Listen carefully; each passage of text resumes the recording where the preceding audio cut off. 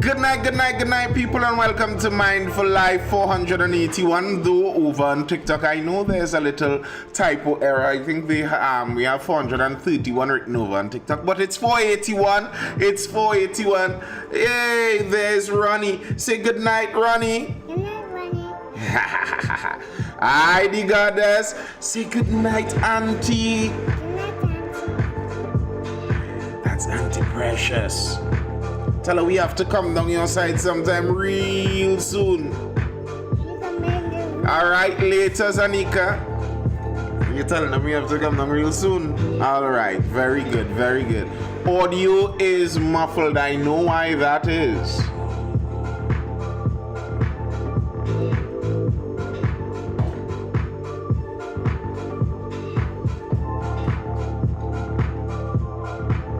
If this would only...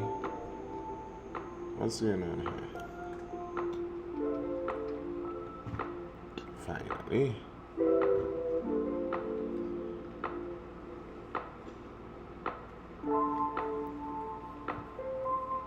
All right. Can you hear me now? They weren't really hearing you clearly, so we have to say it again. And good night to YouTube. Good night. Once you're on here in YouTube or on TikTok, double tap that screen over there and TikTok, hit the like button over on YouTube. And get those likes pumping. Oh. Yes, and get those likes pumping. Once you're on the inside, drop a comment if you're over there on YouTube, if you have something to say. Make sure you're already subscribed. Nathan Springer over there. We're gonna jump in real soon into some of those stories. All right, host, tell the people good night. Tell them peace. Peace. Oh, you want to show them the counting on your fingers? Show them the counting that you have. Let me see the one. You have to raise it up. Show them the 1, and then show them the 2, and then show them the 3, and show them the 4 and 5. Very good. Say good night, people. I'm going in my bed. Good night, I go in my bed. All right. I am your co-host. Thoughts on the revocation of the Dragon Gas deal? Well, that's what we're talking about. That's all we're in tonight. We're talking Dragon Gas, among other things. But the big guys in the business told us, hard luck on that Dragon Gas deal. That dead. The Dragon Gas is dead. Otis says, well, it was coming, answer. I kinda agree. That writing seemed to have been on the wall for a little while now. The new guys on the block over in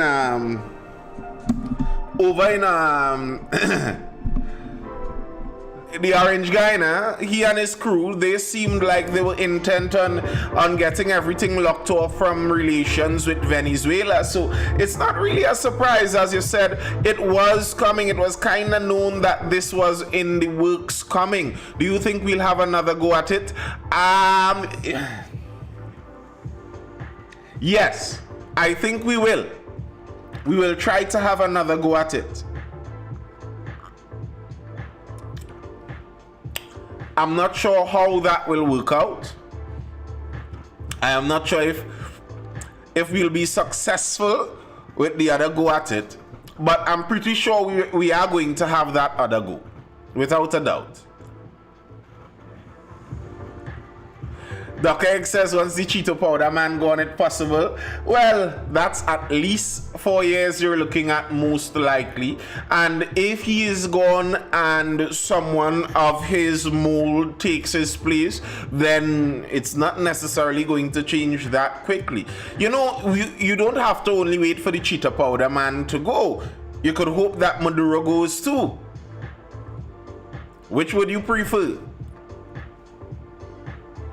Because if the problem is Maduro, if Maduro goes and Venezuela turns back into a beautiful democratic republic or something of the sort, and all of the compatriots can go home. In case you forgot, we are currently in Trinidad and Tobago. There are lots of people in Trinidad and Tobago. If they had a chance to vote for a Trump to send all the Venezuelans home, they would have gladly done it. They would have gladly done it. Elon's still giving that reward. What reward? I think his rewards were gone with the Wisconsin Supreme Court vote. So I don't know what reward he's supposedly giving now. Dr. X says, I prefer they stop telling everyone what to do. Well, that's not even a preference. That's a wish. That's a fool's errand. You see, there has never been a time on earth where the hegemonic power doesn't tell everyone within their sphere of influence what to do. That has always been the way.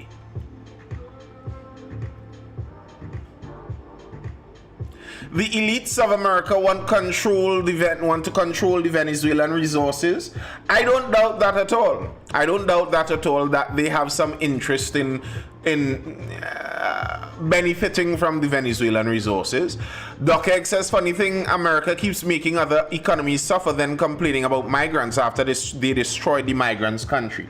How are they making the economies suffer? By not trading with them? Why do economies have a right to trade with the US? Oh, well, yes, that wasn't, as far as I know, that wasn't Elon. The US government itself has a bounty on Maduro, as well as some senior staffers of his government. But yeah, how are they destroying the Venezuelan economy? By not trading with them? If the Venezuelans were running their economy in a very successful manner, then they didn't necessarily need to trade with the US to make money. By blocking others from free trade. They aren't blocking us by putting a ship outside of our borders to stop us, you know. You know we are free to go and still sign a deal with Venezuela and jointly harvest the oil. We are free to do that. So the only real thing they are doing is saying, well, we won't trade with you. The US enemies aren't everyone else's enemies. Great. Well, each country can choose their own path. You could choose the path. If you're the leader of Trinidad and Tobago, you could decide that I am going to deal with Venezuela and have nothing to do with the United States. Seeing as the United States is so bad, then why should I want anything to do with them? All the sanctions they aren't playing with me. But if I'm saying they're a bully, why should I want to play with them? Why do I want to play with the bully? So the bully tells me, if you don't do this, we won't play with you. Well, then I don't play with the bully. At this point, isn't that already beginning? Look at China, South Korea, Japan. Not South Korea and Japan, because Japan hightailed their top emissaries out to United States to discuss those tariffs ASAP. So did South Korea. China is standing on their own, and I think that's actually the strategy that the United States is using. They're purposefully renegotiating all of these trade deals and attempting to squeeze China out of it. They are purposefully attempting to X China out of this global market. So we could decide that, forget about the US, we on team China and we're going to go down with China. Okay, we could decide that.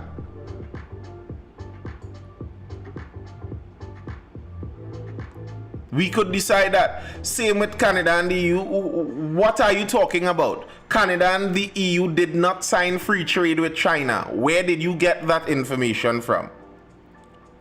That is incorrect, sir. I don't know where you are getting your information, but it's not correct. It's not correct. But yeah, we are free to go and make deals with who we want to make deals with.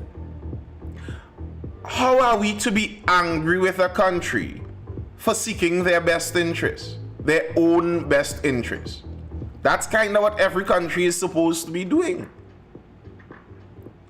Canada and the EU are making new trade agreements without the US. So that's wonderful. That's wonderful. Listen, I would like a lot of those countries to call Mr. Trump's bluff.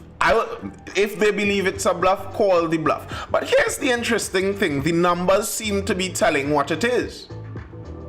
And I kind of don't think it's a bluff. Yeah, violation, you come back with your nonsense, I will block you. Yeah, the countries, they actually do seem to be lining up. And it's funny. So many economists are saying the tariffs are ridiculous and this is a horrible idea. But yet every country basically has a tariff against the US entering their market. So if it's a bad idea, why do the other countries have them? And bear in mind, they aren't only talking about tariffs, they're talking about currency manipulation. And the truth is, here in Trinidad and Tobago, we are guilty of that too. We manipulate our currency to the benefit of us except outsiding the United States. Because the US gained in other ways in past negotiations.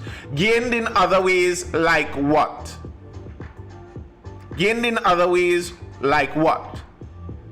Here's the argument they are making. At least Orange Guy and his team. They're saying the gains that were made.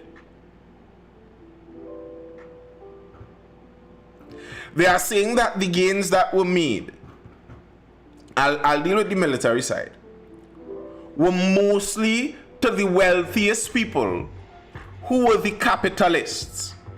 They had the money to move the manufacturing out of the United States to these other areas, and they could move money around on a global scale and they made billions.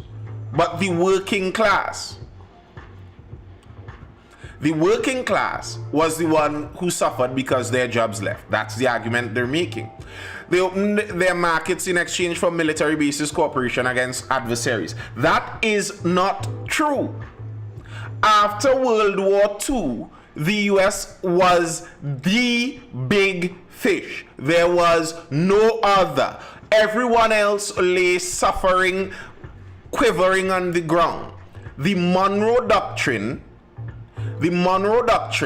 that they espoused was an idea to rejuvenate the world markets that would ultimately, hopefully, benefit them in the long run. Yes, he did negotiate the previous deal with Canada and Mexico, but the argument that they're making now is that they aren't following through with those deals. It's supposed to be free trade amongst the Canadians, the Mexicans, and the United States inside North America there. But the argument they're saying is Chinese companies are coming into Mexico and Canada and abusing that free trade agreement to dump products cheaply into the American market, while the Americans cannot go into the Chinese markets. Like, I don't even understand how people find this to be an argument. Like, you think America is a bully because they're now issuing 10% tariffs, while China is a closed prison to get in. Like, you think our fate would be better off with the Chinese? You think the Chinese are going to give us a deal just for our benefit like that? Or if we were to exchange the Americans for the Chinese, don't you think the Chinese have the same selfish interests too? Like, it annoys me because I understand. The Dragon Gas deal cancelling business is not a positive thing for Trinidad and Tobago. I don't like it. But I understand that the people that are making that choice aren't in the business of looking out for the best interests of Trinidad and Tobago. I understand that. But at the same time, it seems kind of annoying to me the way people speak like the US is the great Satan truly. Top of the evening, Damina. Like, the US is indeed the great Satan, and the world would be so much better without them. I don't actually think you people believe that. I don't think so. I don't believe it, to be clear, one. And two, I don't think most people who say that believe it. Because give them a chance to heap up $10,000 to go somewhere, and the first place they want to go is to the United States. The United States is the great Satan. They're the bullies. People hate this place. But that's the only place that the whole world is attempting to line up to try to sneak their way in.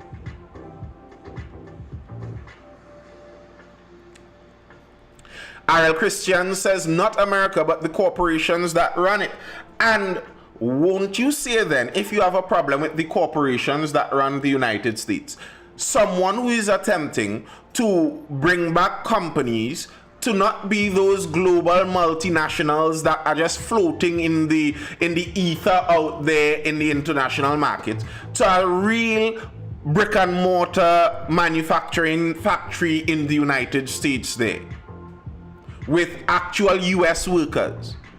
Who do you think a corporation gets more power having to hire unionized OSHA compliant workers in the United States or slave labor in the back of China?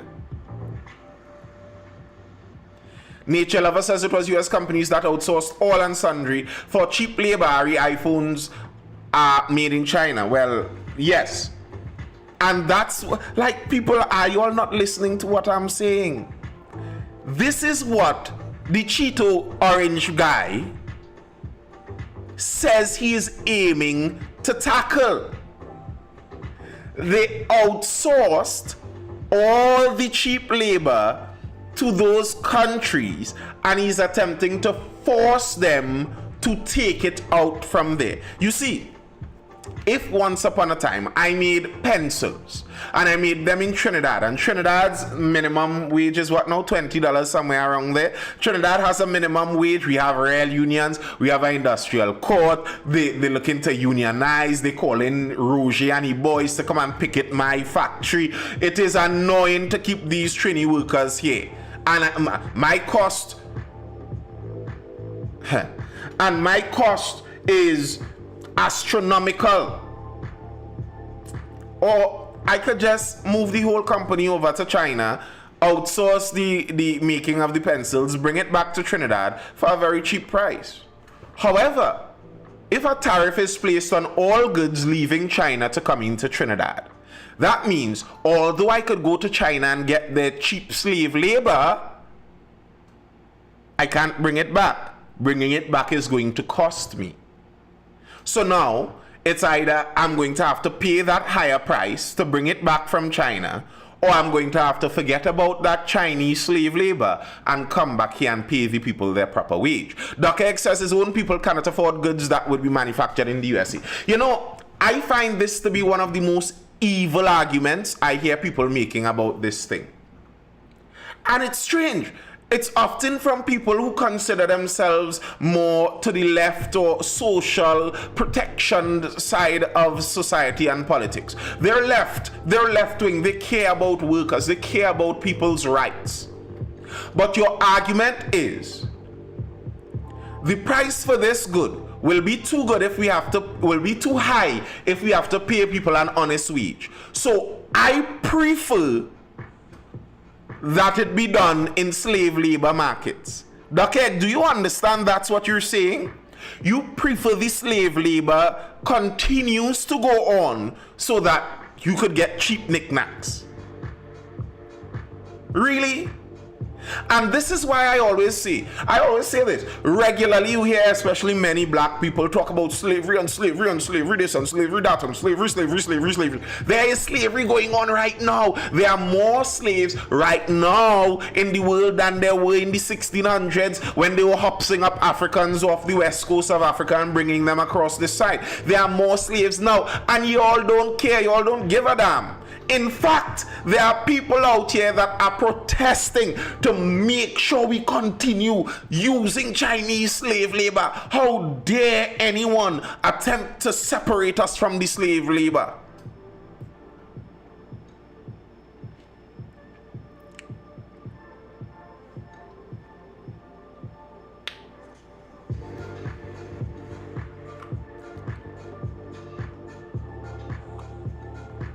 I don't think all Chinese labor is slave labor, but I'm saying there's no way for you to know. And very likely, all processes may involve slave labor.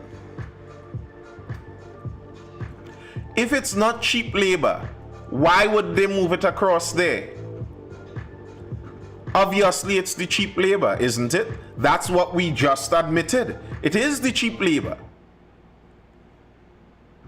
And maybe the world needs a correction where we learn what the actual price is for things. Ah, Duck Egg. Spoken like an evil capitalist corporatist yourself. Were you the one who said something about corporations just now? About the big corporations? No, it was Christian. It was Christian. Cheap doesn't mean slave labor. Wow. Wow. Wow. Those guys from the East India Trade Company, they would have loved a line like that. The indentured laborers, oh, they would have loved to say that to those indentured laborers. To the indentured laborers, y'all aren't slaves. This isn't slave labor. Cheap doesn't mean slave. Do you think the worker has a choice in their wage when it's that cheap?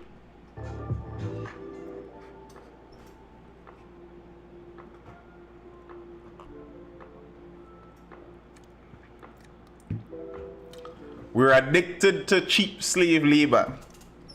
Here now, Duck Egg, if we were back in the 16th century, sitting in Britain, I would have been there telling you, listen, this sugar in the tea is from slaves that they're abusing out there in the Caribbean, you know. And you tell me, is it really abuse? And I mean, if we get rid of the slaves, how would we get the sugar? And we need the sugar for the tea, sir. How could we possibly get the sugar if we lose the slaves? And I mean, is it even that bad? Look at Africa. They were suffering in Africa, and we brought them to the West to live in luxury compared to the African state.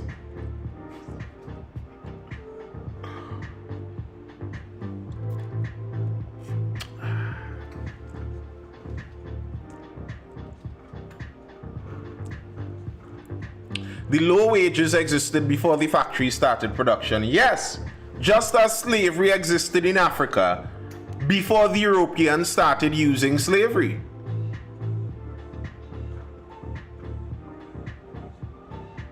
The last time they knocked his ears? Oh, yes. Yes. Yes.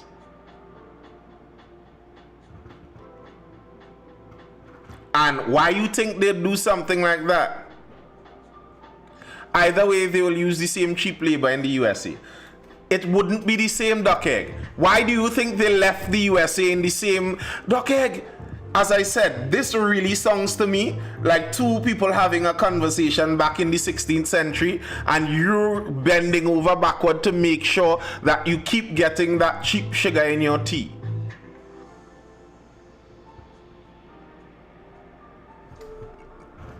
Or is it that China is a gateway to Thailand, or Thailand is a gateway to China? and they can't use the same cheap labor in the US. Here's are you following the moves they are making? He's attempting to get rid of all illegal migrants in their country. I don't think he's going to be able to, but that's their attempt. Why do you think that is?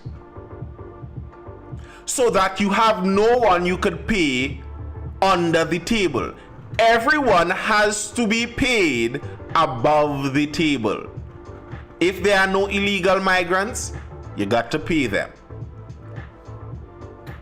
So that's the idea.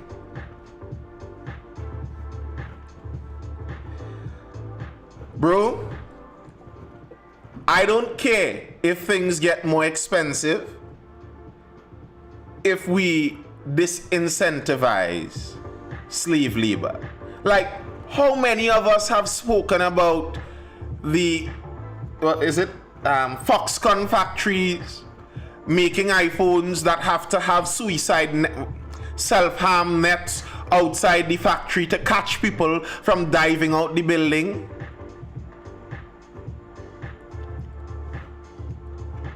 Yet in Florida, they are amending the laws now to let the legal age to start working be 14. That's not a problem. This is so frustrating to me. So, would you rather? We have spoken about this in this live so many times. I want them to drop the legal age to start working to really low so that we can get back to the apprenticeship model where people can enter the workforce. You're wondering up till now, big 26-year-olds out here, wondering, but how it can't get a work boy? They were 15 years experience and the subjects. I can't get that. Why you can't get that? Because you couldn't start working as an apprentice at 14. And it's strange. Someone here is angry that in the West, where we have labor laws, we have a billion NGOs that are going to watch with keen eye every little teen working.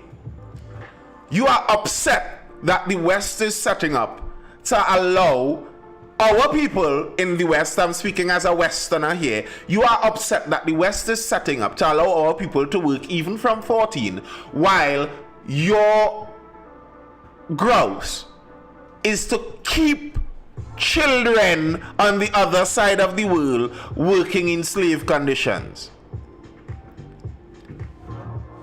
What same thing? What same actions? Where is a factory in the United States that has self-harm nets on the outside to catch their 1 cent a day workers? Where are those factories? What skin color are you talking about, Duckhead?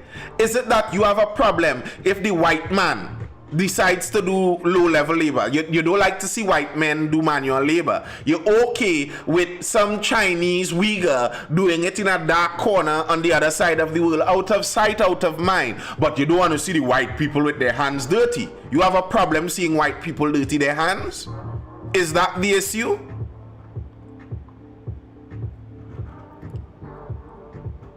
People are supposed to be working from a younger age. You are not supposed to sit down in an institution till you're 25 and leave magically knowing how to enter the workforce. That's not how life is supposed to run. That's not the nature of humanity. That's not the natural progression of humans. It has never been. It has never been. This extended adolescence that we have, where people in their 30s still acting like they're 16, that's not how it's supposed to be. Biology dictates a lot. Look at biology and look at when human peak fertility is for males and females, and that kind of tells you where your body tells you maturation is supposed to be happening.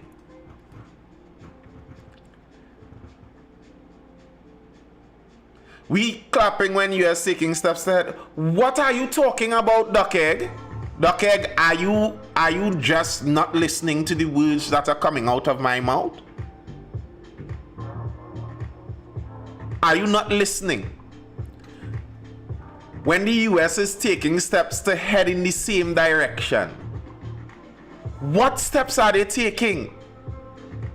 Is the US starting to hire people for 1 cent a day? Is that happening now? Is the US starting to open factories with no cameras and self-harm nets hanging on the outside? What are you talking about? What rubbish are you talking about? What they're doing is removing the labor from the slave labor. You yourself just said what is going to happen is the price of these goods are going to raise. Why do you think they are going to raise? On your own confession. Because the cost of the labor is going to go up. So they're not making steps to continue the same trend. They're making steps to reverse the trend. So is the issue here just that the work is being given to slaves and not that the jobs are outsourced? Well, for us, as a moral perspective, that's an issue. To me, as a moral perspective. While for Americans, as an economic perspective, the problem would be the outsourcing of the jobs. They destroyed their working class. And they're wondering now why it is that young men have nothing to do. Well, you threw away all the jobs for young men. So let's say they came to Trinidad and paid the legal minimum wage to make their goods. I wouldn't mind that. But I could understand why an American company still wouldn't like that.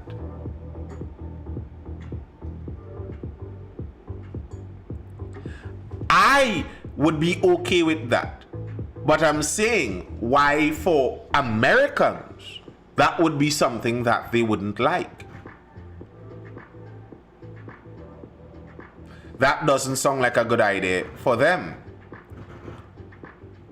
Because they're losing manufacturing jobs. So obviously China enjoys the status quo. They don't want it to change. But you could understand why middle and working class people in the United States would want it to change. The stock market is tanking. What? So if goods become more expensive, less would be sold. True. Here's an interesting thing with that. Who owns the stocks? So who is losing money? And then, if manufacturing reshores to the United States, who would be gaining money? That's why, if you look at the tanking stock exchange, but you watch the orange guy's popularity in the polls, it's actually increasing.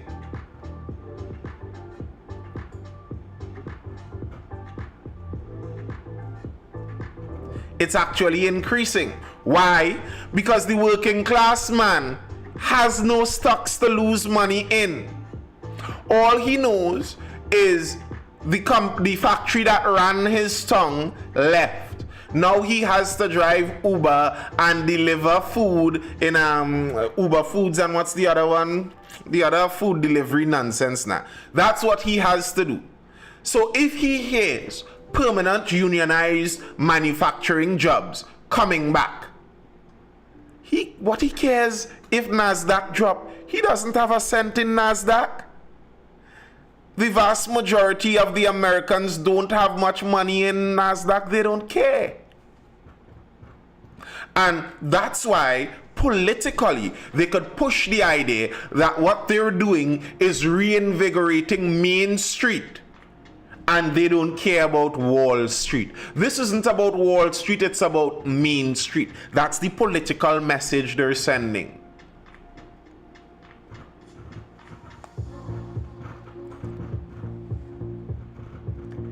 I understand it. And all of this coming from the fact that our deal was cancelled. Our deal was cancelled, and what I'm saying in that is someone was saying that it's bullying. How many Americans have a 401k? What percentage?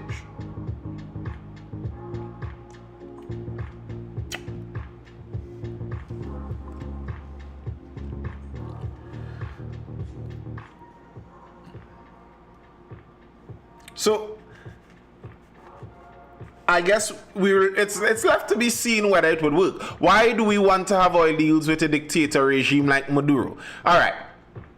Here's the thing for me, Joel Nathaniel. Why I don't actually agree with the US, what they're doing in that case. Because as countries like Singapore put it, their neighbors are their neighbors. Our neighbors are our neighbors. We can't make Maduro change. We can't move our country from where it's located. It makes sense to be able to deal with your neighbors. Doesn't it?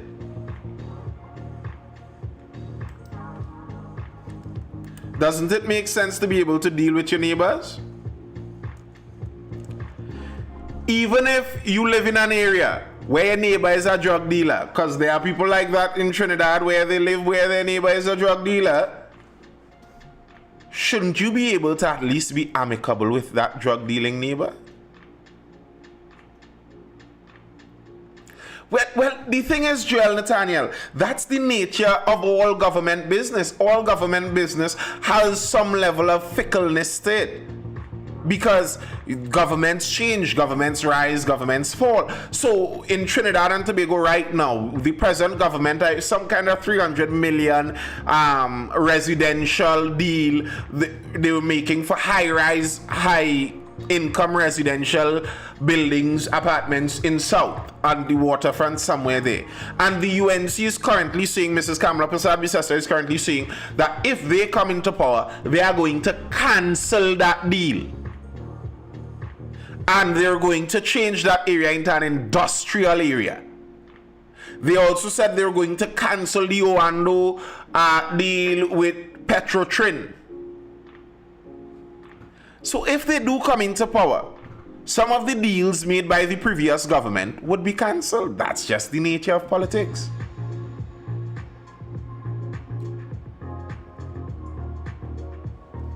That's the nature of politics.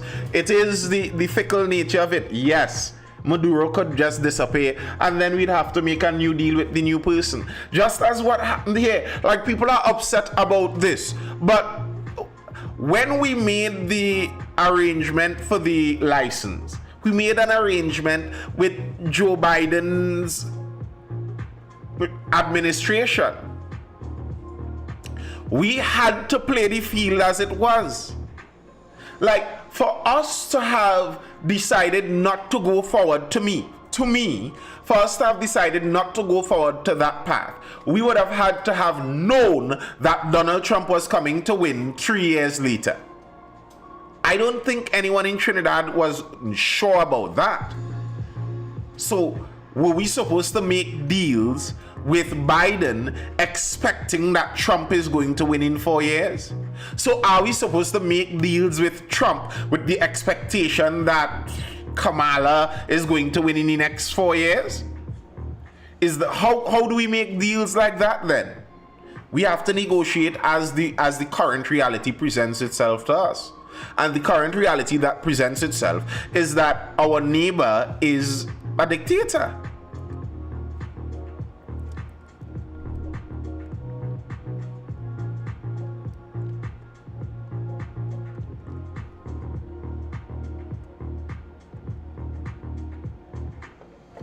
That's just the reality as we find ourselves.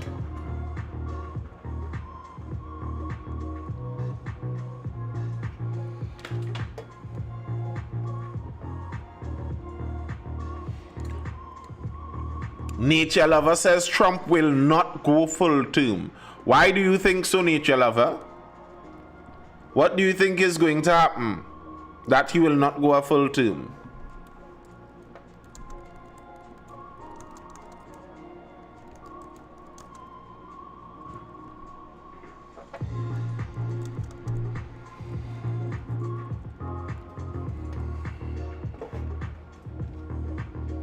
Why do you think so?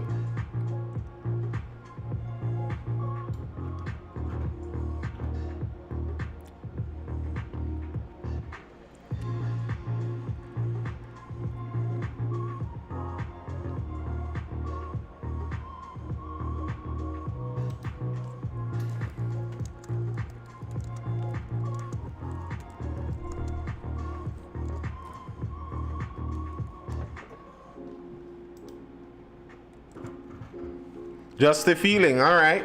I hear you. I just don't get making deals with a crippled nation whose people are fleeing to come here. I get it because that's the nature of the nation that we're next to. It's like for the Dominican Republic. If a government pops up to semi-stabilize Haiti, you'd still have to make a deal with them.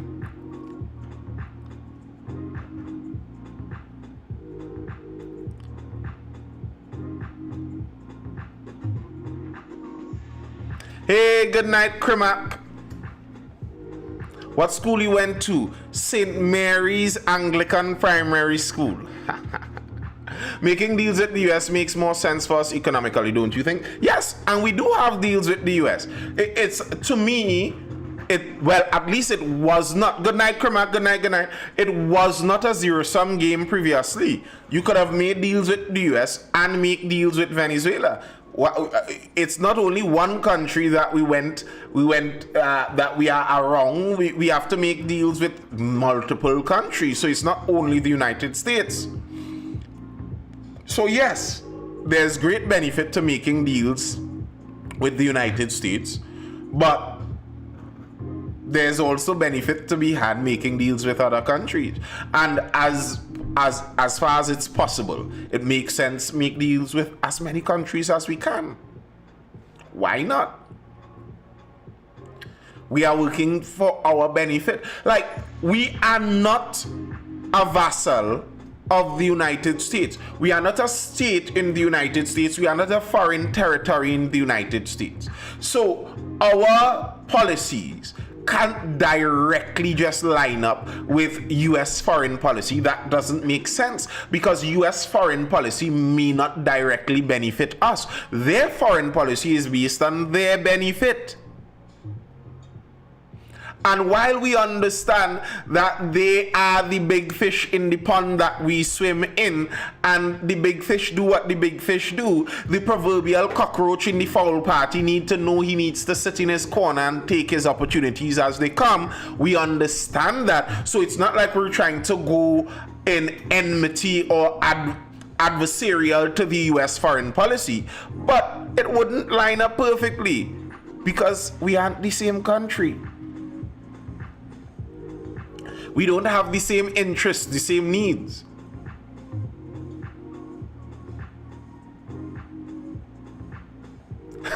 Boss Draws, wow. Boss Draws says it's a good thing I purchased my TV 2 weeks ago before the tariffs hit.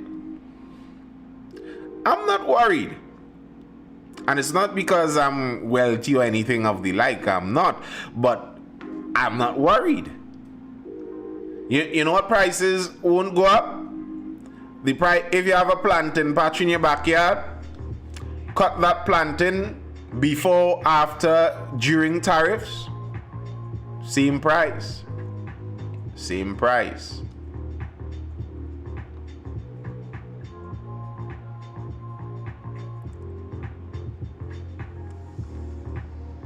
We are talking about the dancing dragon. Positive radiation says, positive radiation. I'm glad you're jumping. Because I want to talk about AI over in Tobago. My brother.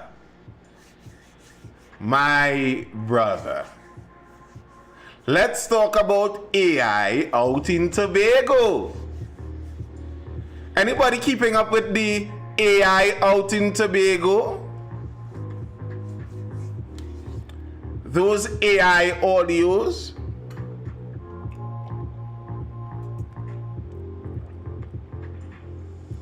Positive, you're here still, right?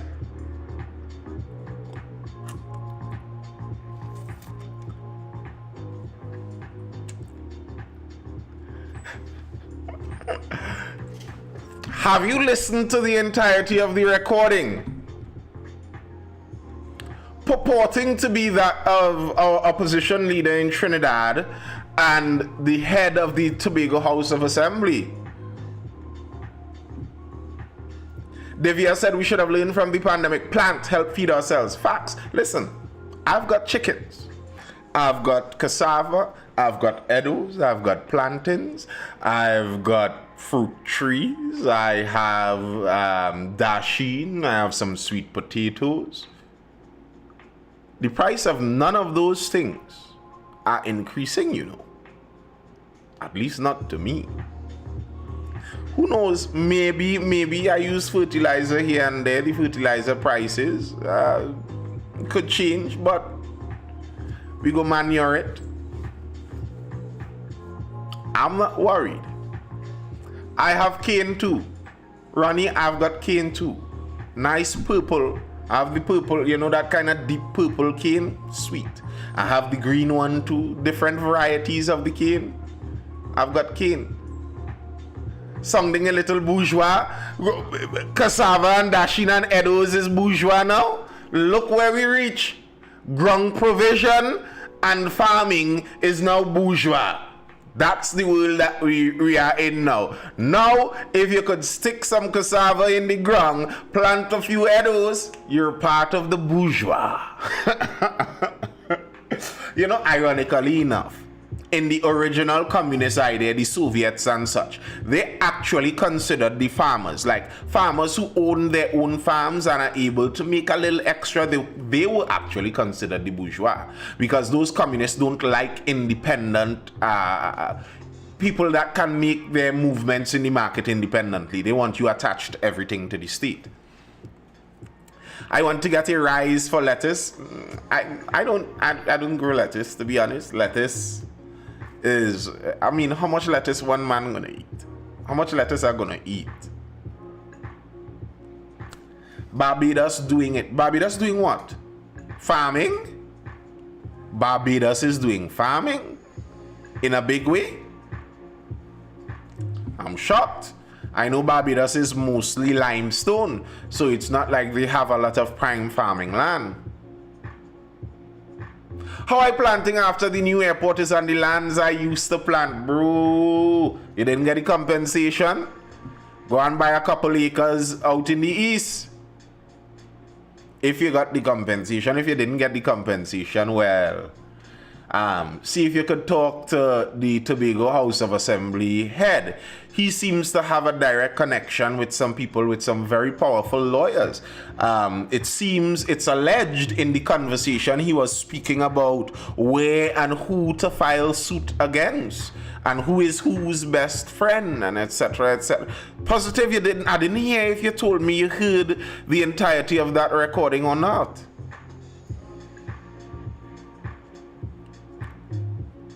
Did you hear the recording, sir? The alleged recording?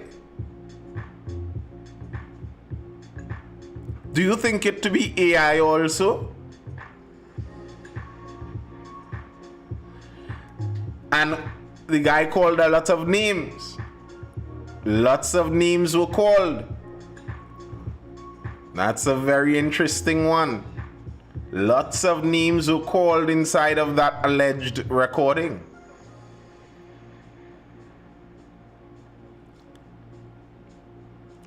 Who you all think taking Tobago? I wouldn't prejudice that matter. All right, positive radiation. Okay, Attorney General.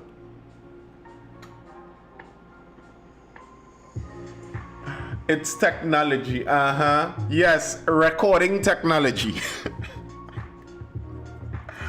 Hey, as I was saying yesterday, with some of the political gimmicks and stuff going on down in Trinidad here too, do not let any political party play you for a fool, you know.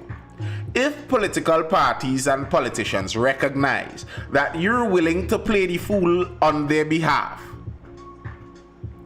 they will run you in that fool mold till you're dead, you know. They will make you a full fool and put you on display in your folly, you know. Do not be a fool for politicians. Do not allow a politician to urinate on you and tell you it's rainwater.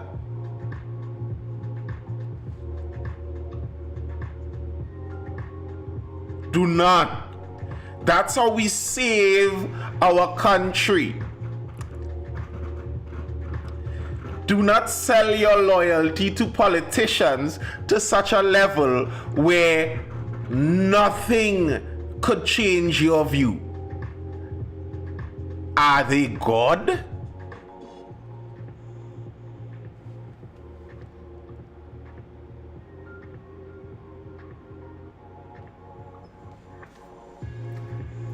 I read in the comments on some of this.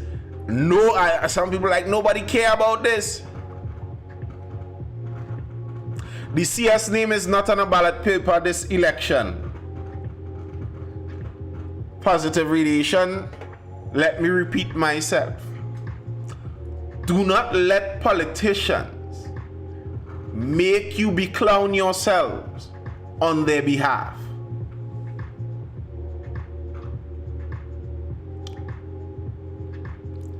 His name being on a ballot paper this election is inconsequential to the matter at hand. That has nothing to do with money switching hands and whether Indo-Trinidadians are actually better supporters of Tobago than Afro-Trinidadians.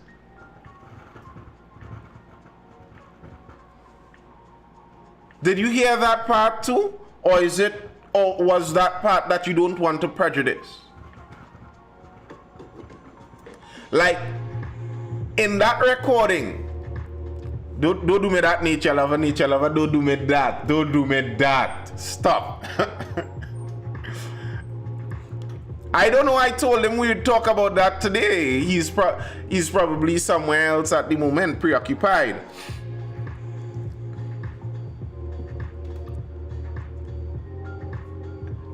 In the recording, I will give KPB some props. In the recording, she sounded like an experienced politician. She spoke like an experienced politician. She revealed no details. She spoke no names. She confessed nothing spurious. It was all pretty general. The voice that sounded like the Tobago CS. That man called names. That man called numbers. That man spoke of plans. That man spoke of the execution of such plans.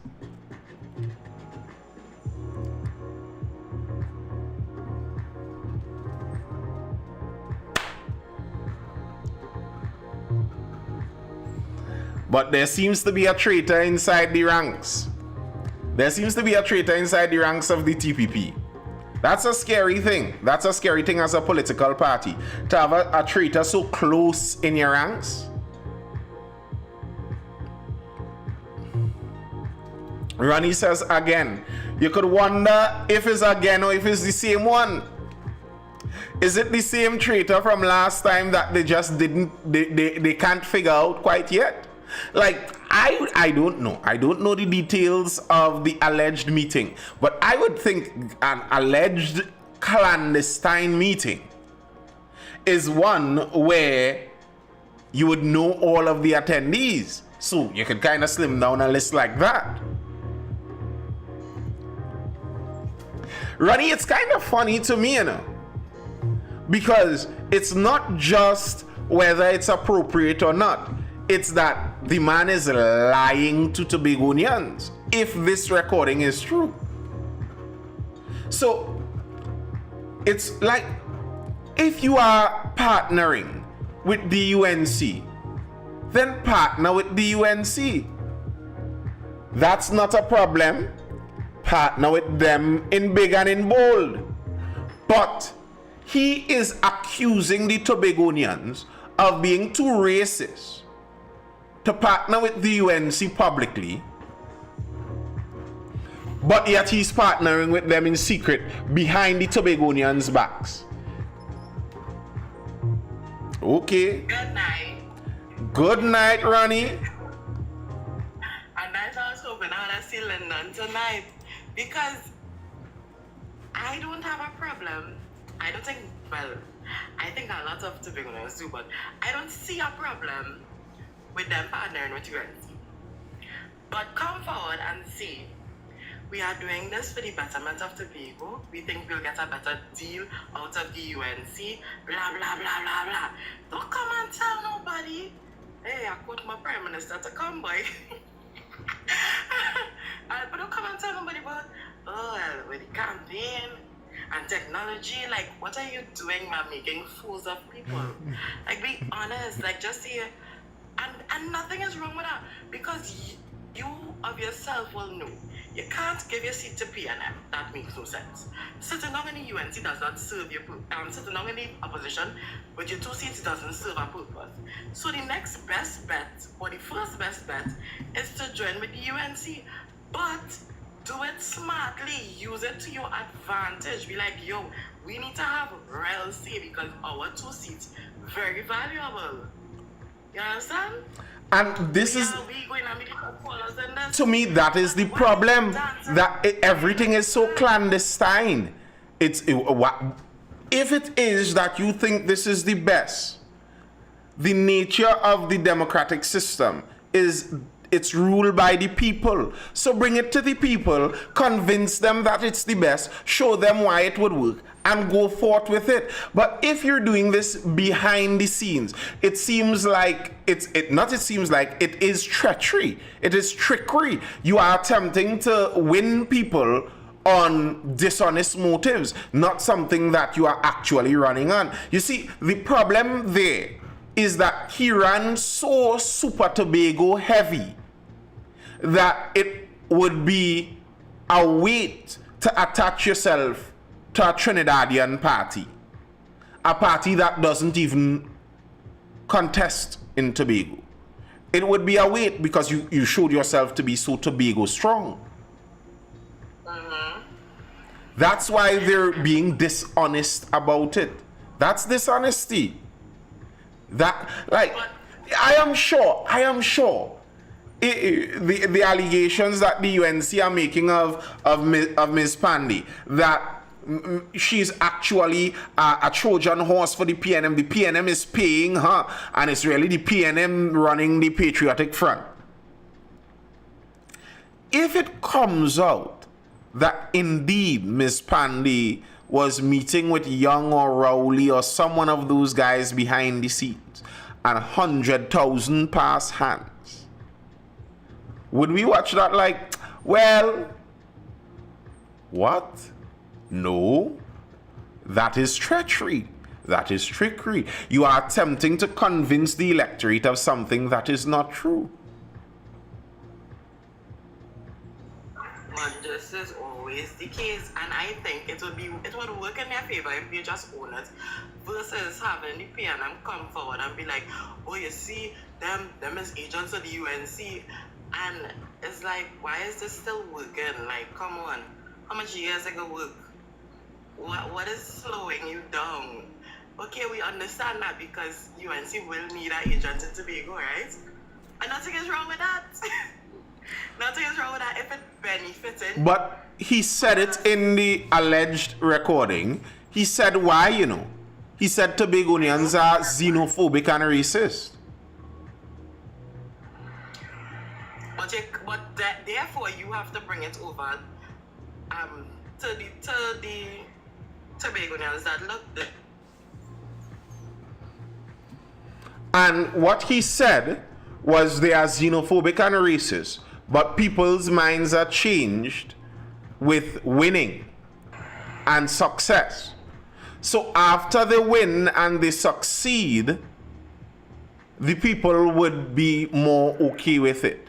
But until that happens, Tobagonians are racist and xenophobic. Though, according to the recording, it's the Trini Afros who particularly victimized Tobago. Some interesting stuff said on that recording. Very interesting. The way, and you get how race is used in politics, the fact that race was a significant talking point in that conversation. Very, very interesting stuff. I urge people go out there and who was the user that posted it? What was her name? What you remember the user's name, Ronnie? I can't remember. I don't look on. Go find it on Facebook, wherever it is. Find it and listen to the recording. Interesting stuff. I wish we could get nearly all those recordings. Like I am sure, if someone could have gotten recordings from that Tobago retreat the PNM had in January, when they vote for Stewie, if you could have gotten a secret recording into some of those rooms and conversations, I sure it would have blown the PNM right out the water too. Because The thing is, why is it they doing the man now? Like repeatedly, and it's like you're not even learning. Have them conversations home in your house with you and yourself. Well, and the other person on the line. Don't have it in meetings because you cannot trust these people. If you know you're gonna make, because probably the people in camp not too pleased with it either. You might think, well, okay, we see same, but then probably same had the same xenophobic, racist thing that you're talking against, and they probably wait and they say, oh, that's what we're doing? Okay, I'm gonna hold this, I'm gonna keep this, just in case. And you see, TPP is a party born out of deserting their parent party. To put it in a way that PDP might see it like. TPP was born out of traitors out of PDP. If you're willing to leave your party for benefit there, would you be willing to betray your party for benefit there? You see, that's kind of the problem with a call-up team, a team that hasn't grown together for all the time. That's kind of the problem with them. It's harder to engender that sense of loyalty. Who are they going to be loyal to? Have they been your friends for a long period of time? Like the PNM, some of the Camille Robinson Regis has been in the PNM since 1992. That's, you understand that if Stuart was in and wrong, these are people that would know each other for 30 years. While some of these on the TPP are call-up side that have only really just started getting to know each other and working together.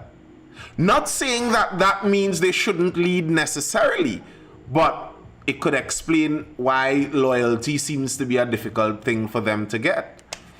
You don't regularly hear leaks out of the PNM, I could tell you that.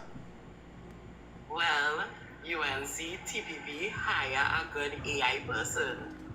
That's all. No. That's all. Bad idea. AI. Then all you create all your own AI. Like, come on, it can't be that. A surely person creating PNM AI would be willing to create all your AI for a little bit more money.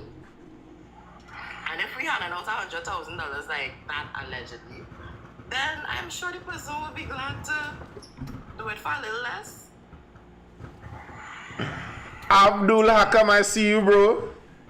I see you, bro.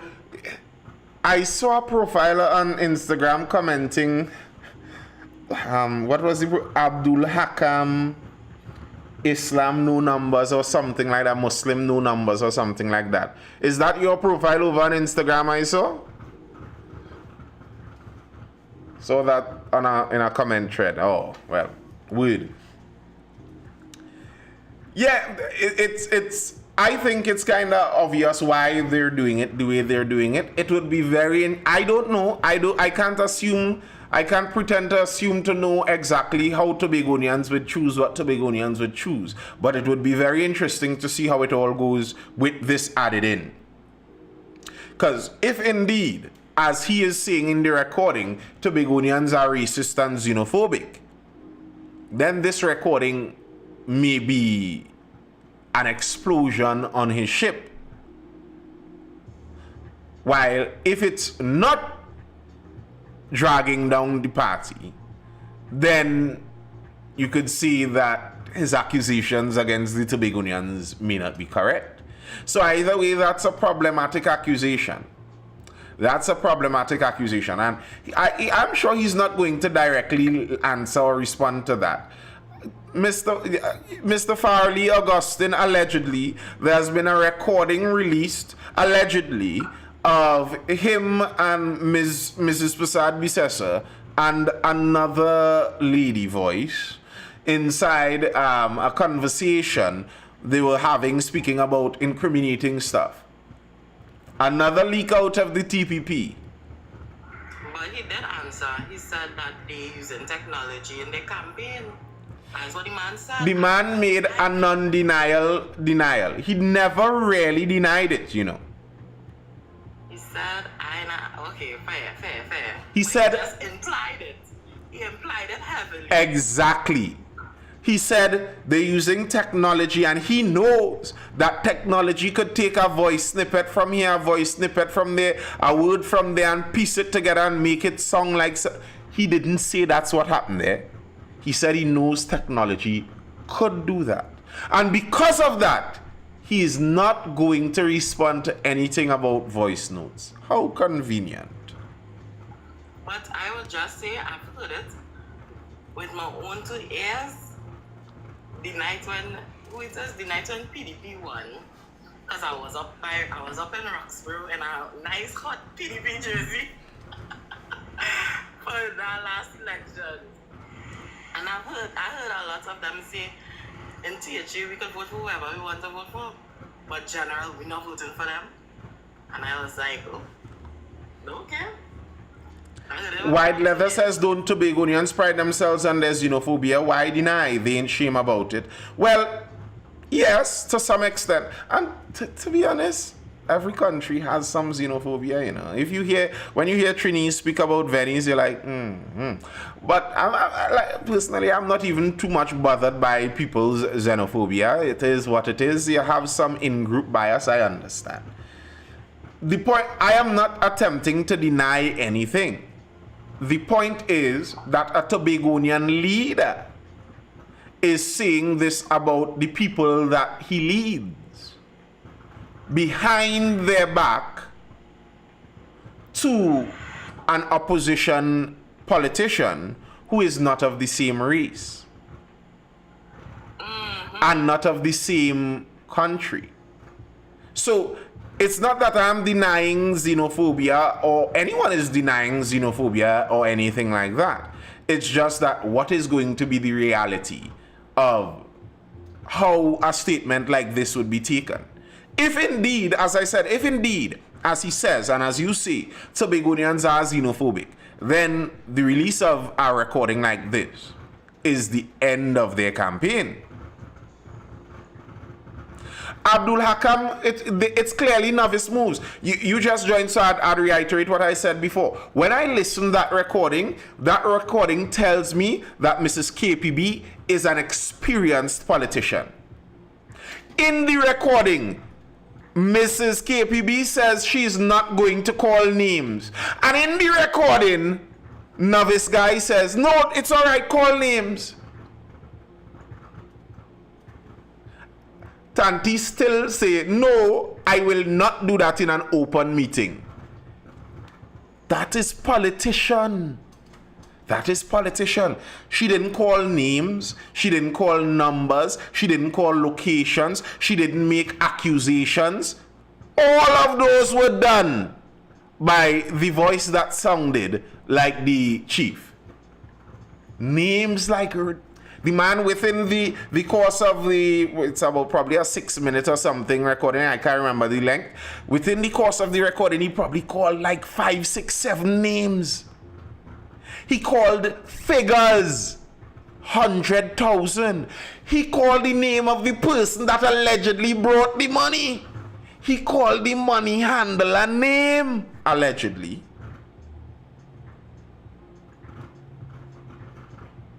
And then The funny thing in that recording, he called the money handler name. He called the amount that came in. But then, bro, RL Christian, sir, I am not a Tobagonian chief secretary. You ain't catching me like that. He called the names and numbers, and then Mrs. KPB said it seemed like all didn't come.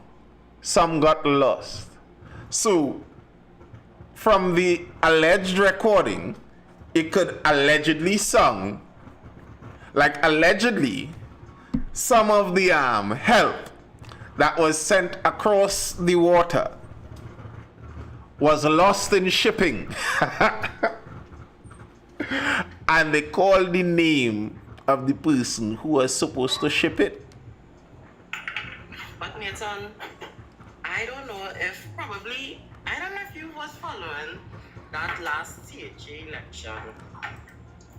You follow that? Yeah. Basically. Not obsessively, basically. No, not like that. But I was talking about the night of the election.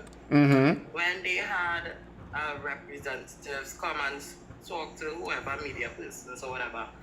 And one thing that I observed, and I was like, this is very strange. On the night, they had a manager, PDP's manager, an East Indian guy with no ink on his finger.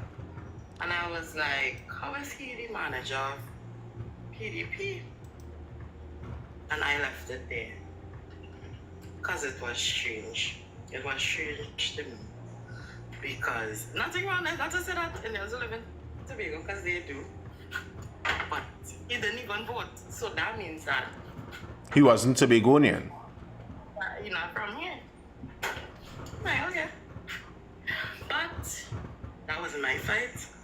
I enjoy it. I went home and dance with Mr. Duke, and well, Duke wasn't there, but the peoples.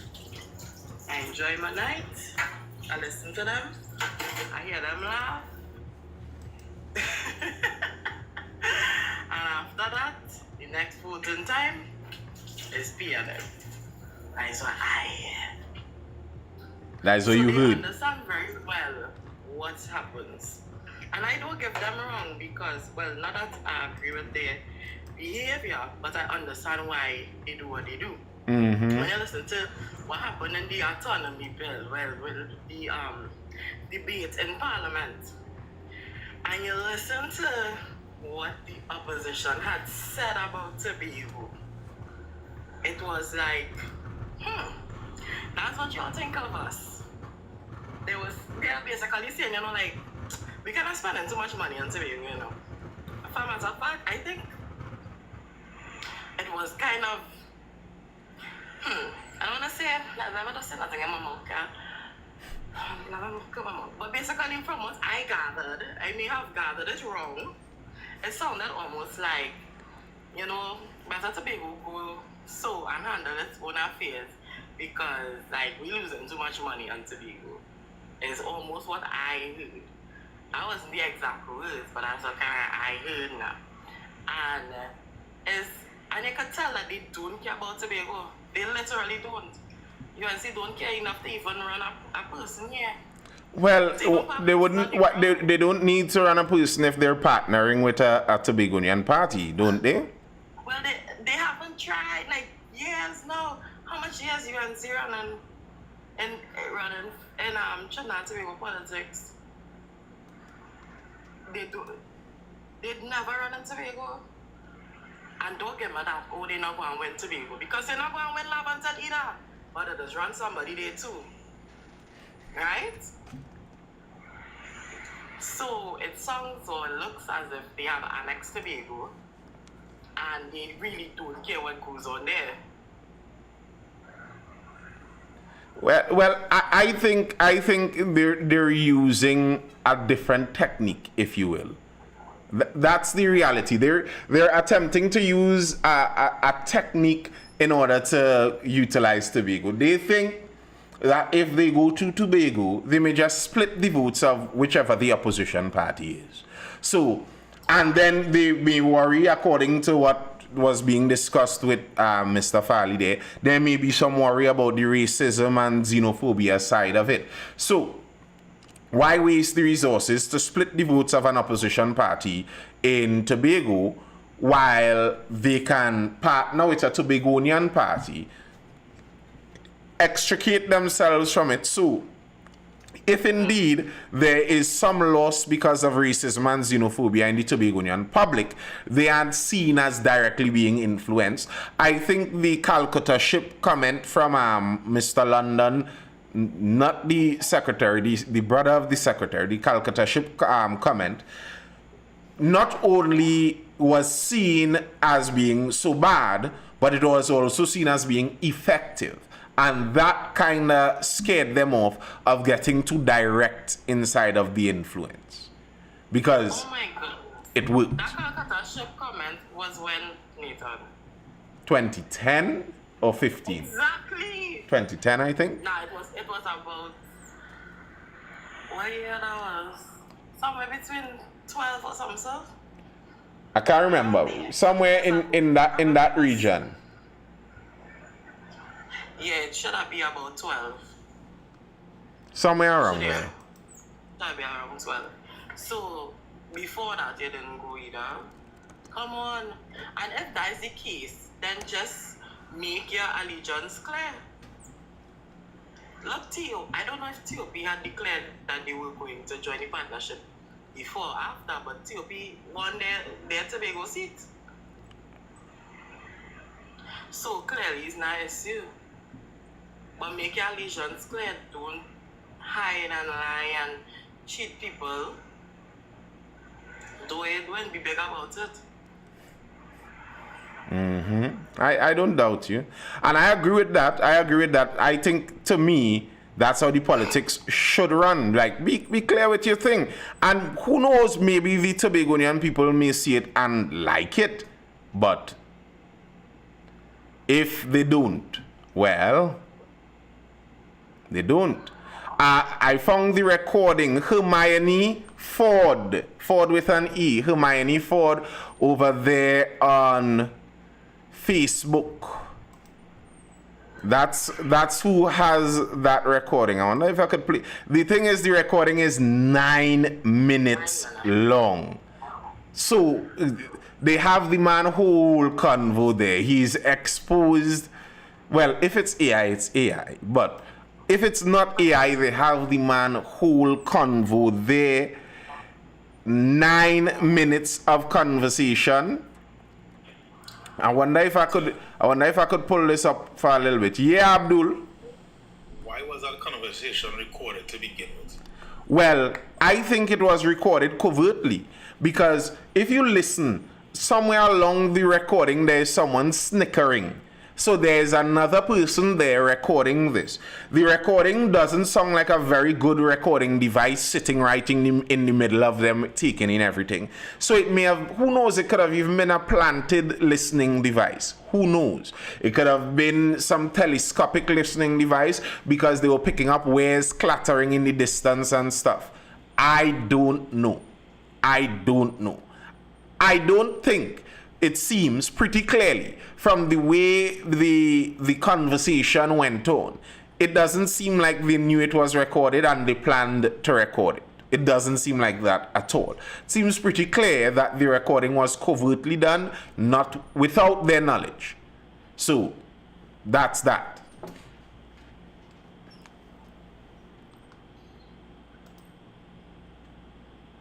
So,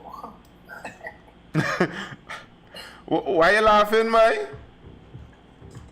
because that I just know that this election just terminates a whole big gimmick. I don't know why.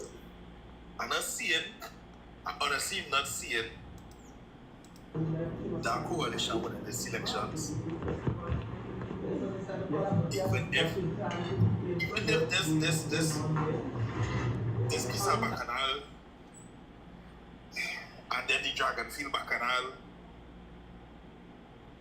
might kind of play in the favor, I don't know. Dragonfield Bacchanal go play in the favor for sure. But you know, Well, the thing is, I don't know. Yes, it is a negative towards the government, for sure, fact. But I don't know how many votes it moves. That's the main thing with all of the election talk and gimmicks and games is moving votes. That's the big idea. Moving votes. Is Mr. Alexander in Tunapuna going to be able to move enough votes to throw Tunapuna back to the UNC? I think I remember I tell you, it have a possibility. There is a possibility because that party has already said they will align themselves and they will support Trump on his stand on Venezuela, right? Mm-hmm. To be the timing of the revoking of that license from Shell seemed real convenient.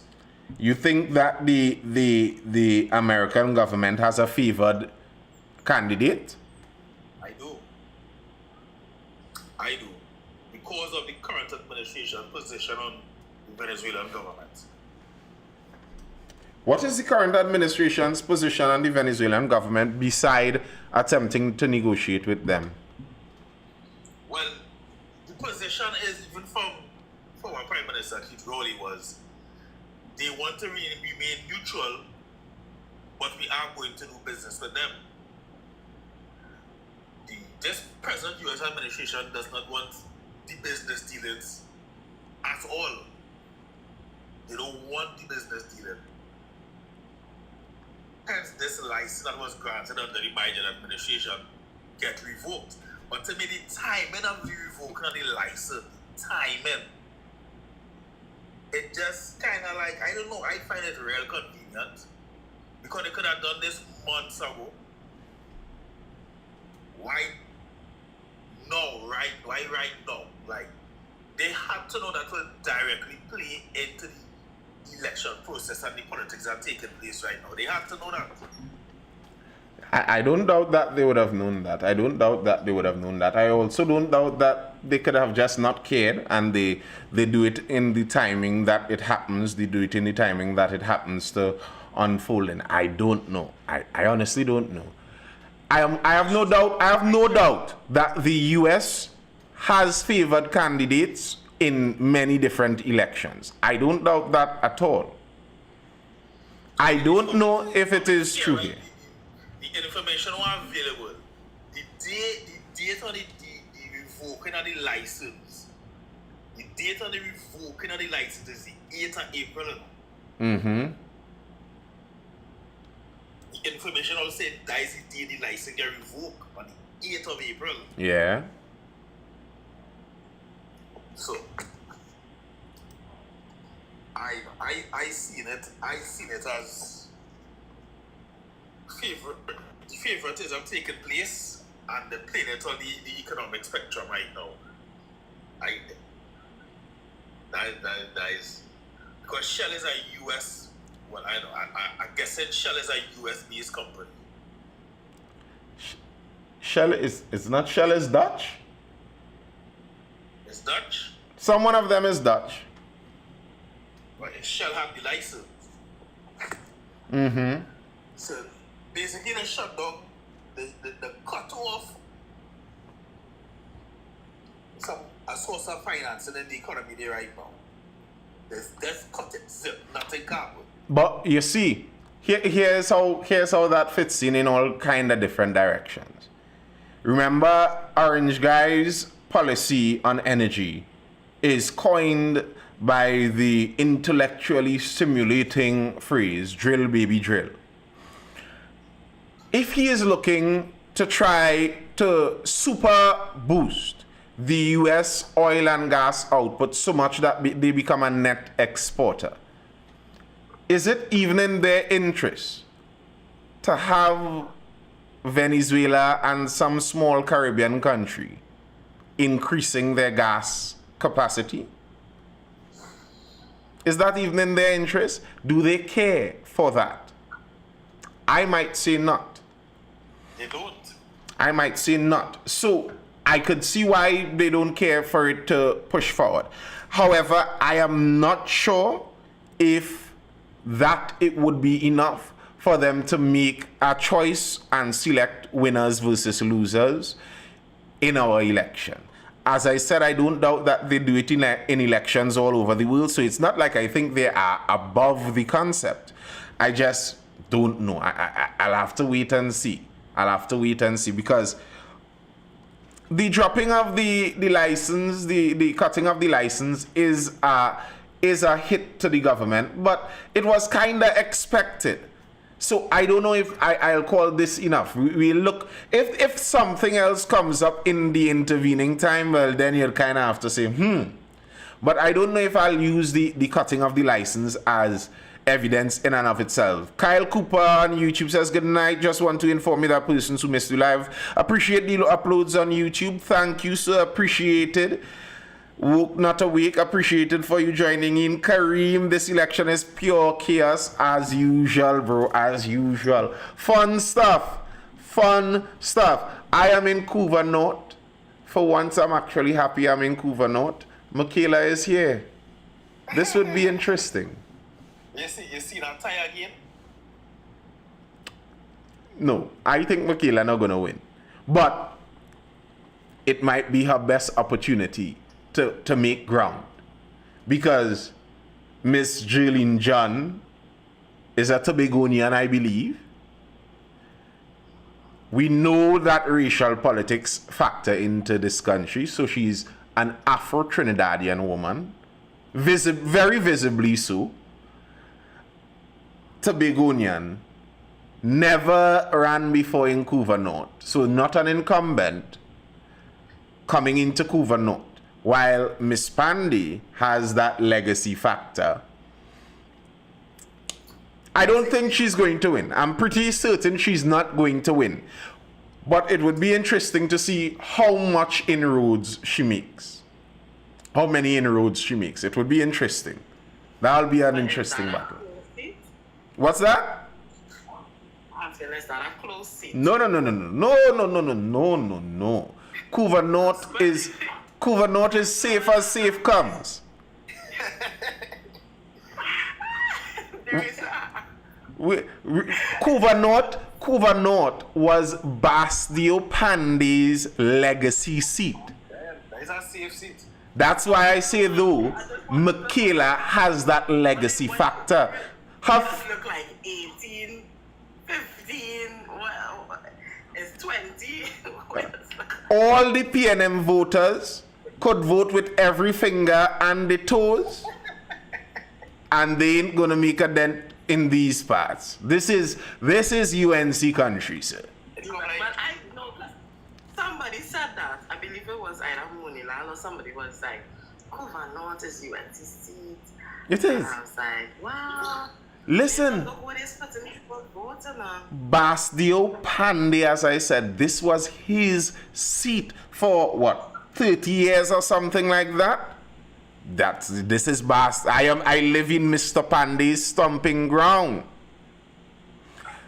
But Michaela Pandy coming back in the same constituency may have an effect. White Leather says if Michaela gets 100 votes in any constituency, she should consider that quite successful. I feel with relative certainty, she is going to cross into a couple hundred at least in Couva North, where she is running. Her candidates in other parts in Trinidad, I think that 100 mark might be promising, but especially in Couva North, I am quite certain she's crossing 100. Quite certain. You don't think she can win it? Nah. You don't think so, though? I think so. I don't think she go. You see, you have to understand the tribal politics that plays. I remember when the ILP split off from the UNC. There was a former UNC lady in one of the ILP platforms that spoke about this.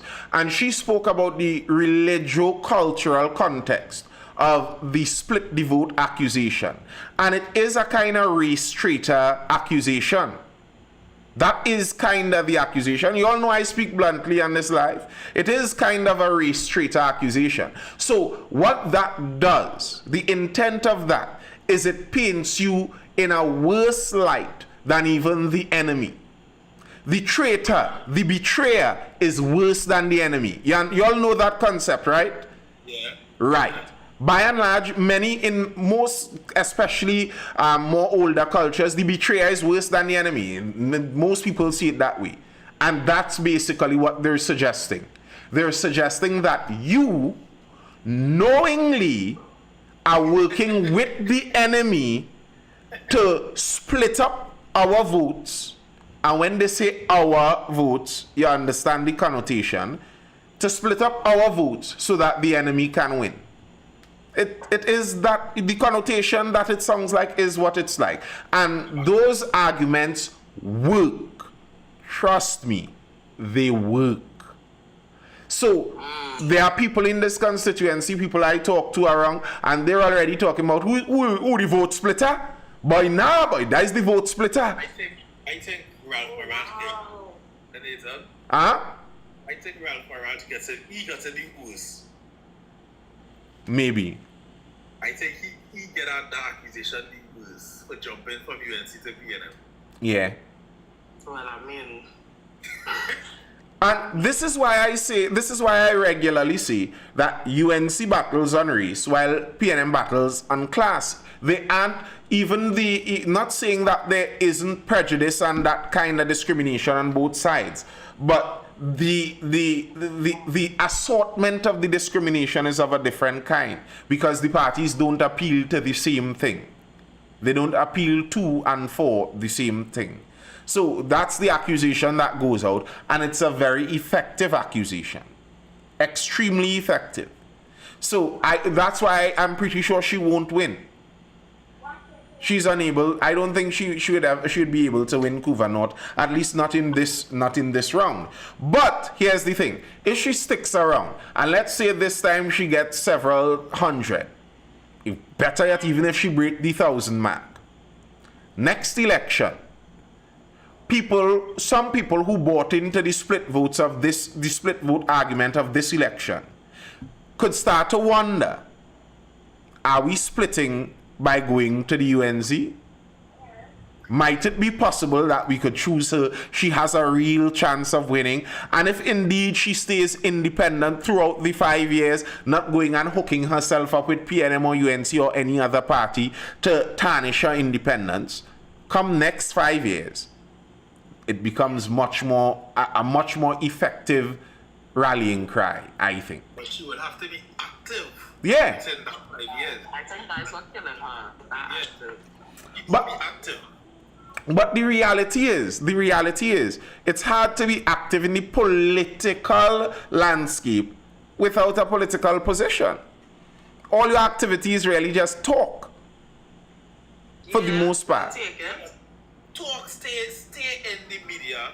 Talk, keep her presence. Yeah. But she started doing that now. And I hope she maintains it. I think Trinidad, and I am not saying necessarily that I could see her as the best leader for Trinidad. I'm not saying that. But I think Trinidad would benefit from stronger parties in the landscape. We would benefit from that greatly. Stronger parties in the landscape.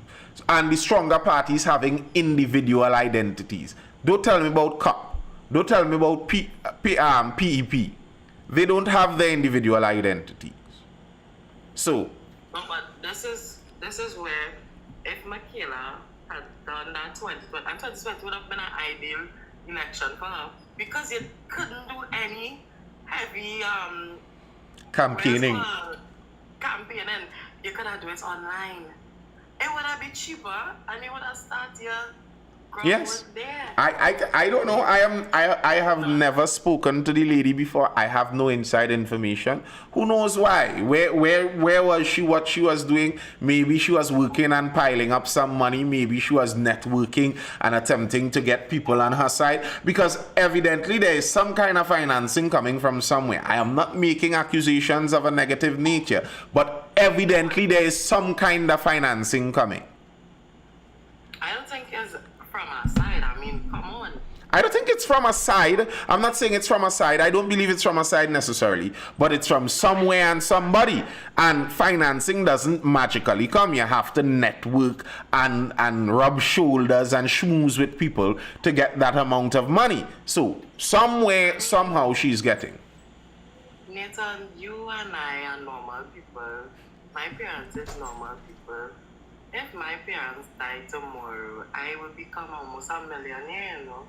So she pops, who was highly up there. I mean, probably.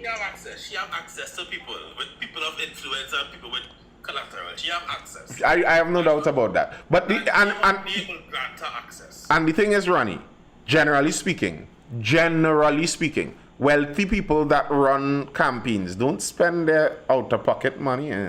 You inherit a little 20. You inherit a little 20 million. You're not going and jump out 5 out of your 20 million to run a political. You're not doing that. I mean, and they could claim that back in for taxes too, right? Like tax breaks, you can claim that stuff. But you think? I don't think it's 20. I don't think our campaign even crossed $1 million. You might be surprised. You will be surprised. I'm not seeing it. She had meetings, and she's having meetings. Where? She had one in one of those unions hall sometime this weekend. She's having some. She's having some. That money just rack up fast. But she didn't really have a meeting. She had a walkabout. Walkabouts cost, you know. Even a walkabout is an expensive thing, you know. Really? Yeah. Why do you think people love to be friends? Lyndon, you come in here when I looking to wrap up, Lyndon. Lyndon, I now looking to wrap this up and go in my bed. Look when you pop in the place. We was talking about Tobago all the time. Just let me know before I dive out. Was it AI? Lyndon, was it AI? That's what I want to know, bro. I know Lyndon will answer. I know Lyndon would answer. Lyndon isn't like the others that limbo and dance a little too much in the answering. Say he don't believe so, and that's fair. Yeah, I mean. Let me ask a question now. Yeah. From general observation, does the leader? I want to finish answering a question. Good night, everybody. Good night. Good night. Let me ask this question. From observation, I don't have no insider information. I'm asking from public observation. Does the leader of the opposition look or seem fit or healthy enough for office? Listen, I listened to that alleged message, and this is how I know it wasn't AI. You're hearing this woman has become so aggressive. Yes. It's like early stages of dementia. But because you're looking at all of her interactions, and all of them have become so aggressive. So what people who just talking to you normally? I don't know if I would go so far as to say early stages of dementia. I don't want to make that judgment call, but I 100% found that, Ronnie. I have been telling people this of late. Like, you're noticing how aggressive and dismissive she has become in her conversation. Whatever. Well, we go see what. No, who even needs that? Like, what going on, Tans? Let me answer the question. Yelling then. How many people understands the capability of artificial intelligence? I don't know how many people. That's a trick question, because you could nearly always say that as someone understands the capability could arise. All right, very good. Let me tell you why I say that. Why? I actually come from a tech background, right? Mm-hmm. And I can tell you directly, without any doubts, Nathan, I can look at 30 hours of your videos. That is all I need.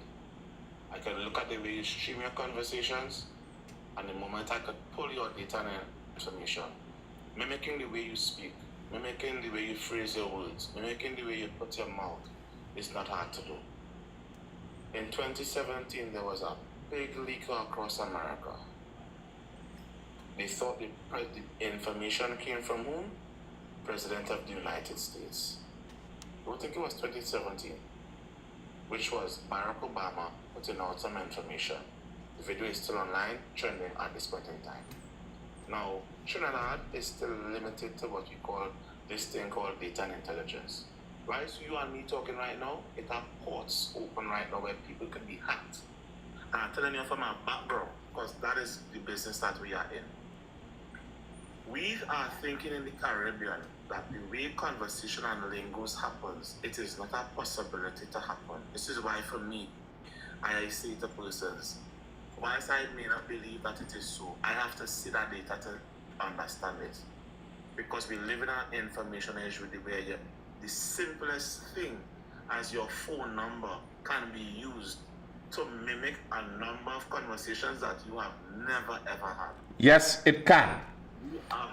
I happen to love digging up in AI too. I have spent hours in AI. I wouldn't want to call myself an expert, but I have a fair amount of experience in AI. Can you name an AI program that could generate a Trini accent, Tobagonian accent, in a conversational manner like that? So let me so that this is what I'm saying to you again. The power of AI directly is utilizing the syntax of your words in order to make conversation. Yes. And for softwares like that, it will literally cost you some financing. Well, name the paid AI, because I buy AI products too. Name the paid AI that generates anything even close to that. Let me I will go back and find the name for you, because the last app that we know came out from the university, the same university that would have leaked the information. And I cannot remember the name offhand, but I can get the name for you. It's really not a problem. I will also send you the name in your inbox when I find it.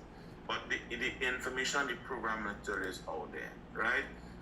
This is how we know directly that just the fact that regardless of whether you are around the world or the way you phrase your words, this is what the programming language is utilized to do. It's utilized to mimic the syntax of the way you formulate your words. Now, why I say directly I don't believe it's AI. I've heard some things in the course of the voice note that gave me the impression that it was real, and I would not be unbiased to say directly I feel it's a real conversation, right? So, and also added to that, I haven't heard the Chief Secretary said, I'm denying or I am accepting. So, again, all of that could allow me to believe that it's a real conversation. But outside of that, I am very much of the belief that these things can be mimicked based on what we see now. Here's the thing. I don't think it can be mimicked like that. I dig up on Suno. You know Suno? Suno AI. Suno is considered the top paid audio AI as of right now. It is not considered the top paid audio AI. It is. As far as I can, what is the top paid audio AI besides Suno? That's what I'm telling you. Well, see, if you could find it, link it to me. Because even with it's not an easy surveillance software that is literally released to any average Joe. All right. Well, maybe the PNM has a NSA link that gives them some spyware beyond the capabilities that is known to the general public. But for one, I have yet to see generated, because I peruse online content too, So I have yet to see the AI app that is capable to do it. I have yet to see the AI generated to prove that. Or you could probably send me an AI generated audio that sounds conversational like that. Here's what AI is getting really good at with audio right now. Mimicking one person making a monologue. That becomes a lot easier. All right? You can do two, but that's a lot more difficult. And the programmer of the AI, as in the person inputting the prompts, you have to be exceptional to be able to put in two in the conversation and meld them together. But that's not impossible. But then combine that with audio fluctuations, where you could hear the quality of the mic waning because it was from a distance and it's echoing, and you could hear when the voices face another direction, so it's like this and you aren't hearing them too good, and then it comes back like this. Listen, and then combine that with the acoustics of the room and the waves knocking in the background. So show me that AI. Wait. Let me answer a question. Wait, that's all. Mm-hmm. I'm gonna answer a question. Yeah. You've looked at, what was the last sci-fi movie you've literally ever watched? I don't know. Alright, okay, good. So even the one of the cheapest software that we use as Adobe, what is the name of the Utilize Well, and some other CGI programs can do what we feel cannot be done. And when you look into what is called these CGI programs and what they do, well, you see that even the content of what they produce in movies now, these things are not impossible. The problem here we in the Caribbean is we feel that these things can't be done because we are not operating on a data and a science intelligence-based community. We are operating on the ideas what I like or what I don't like you. That's where we are still today. But when you show me. So it should be easy. It should be easy because when these programs come out to show off what they do is they produce a benchmark content. They produce benchmark content to show their capabilities and the extremities of their capabilities. Show me this benchmark content at least. At least show me the benchmark content to assuage my anxieties of this being so unreal. Show me that some AI could even come close to this. Not just now. You came in first and said, I don't believe it's AI. And then go on to justify AI. So you believe it's AI or not? Well, listen to what I'm saying. It's AI or not? Yeah, that's what I'm saying to you. Based on what I know is out there, and based on the information I have access out there, I'm saying here in my mind, I don't believe it's AI, and that's because I'm not privy to the data and the information yet. Now, I have put out information and I have asked and I have challenged. But wherever this voice note is coming from, we need to see and read the metadata to directly challenge the information. This is how we are getting to be able to directly know.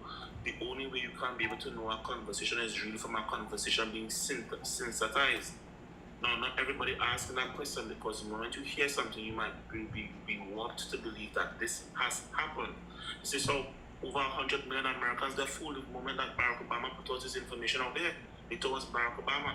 When it was the next issue information of Morgan Freeman, they thought that was Morgan Freeman as well. But those are single voices. Show me the conversation. 9 minutes of conversation with ad-libs and stutter. So how do you program in stuttering into the app? Let me ask a question.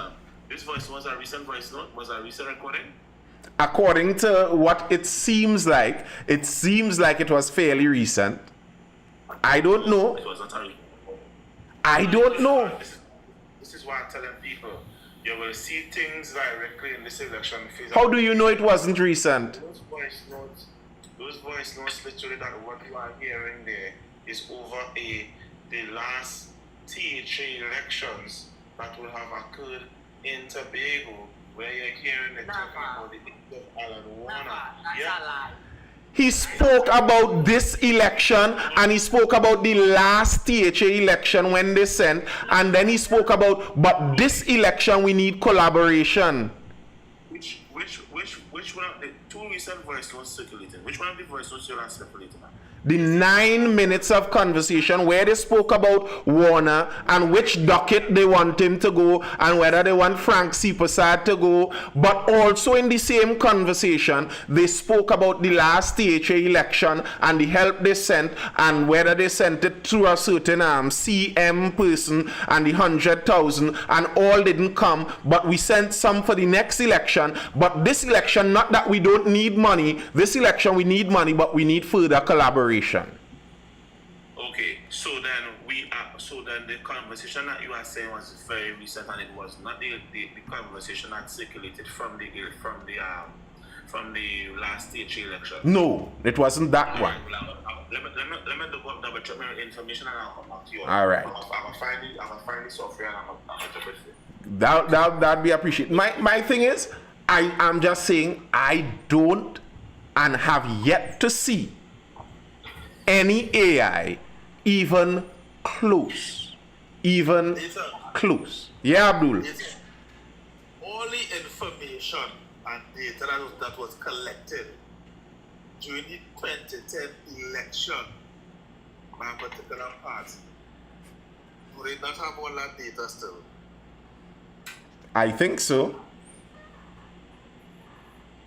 So how come they paid it to use? Because I ain't see no message popping up, and I ain't see the kind of activity that was taking place in 2010. I ain't seen it. Most people probably lost their email from them because I used to get email from them before. That's helpful. All kind of thing. Yes, there is. Activity taking place this election. Yes, my cheek closet, there is AI tech that can generate a podcast conversation. Yes, I know that.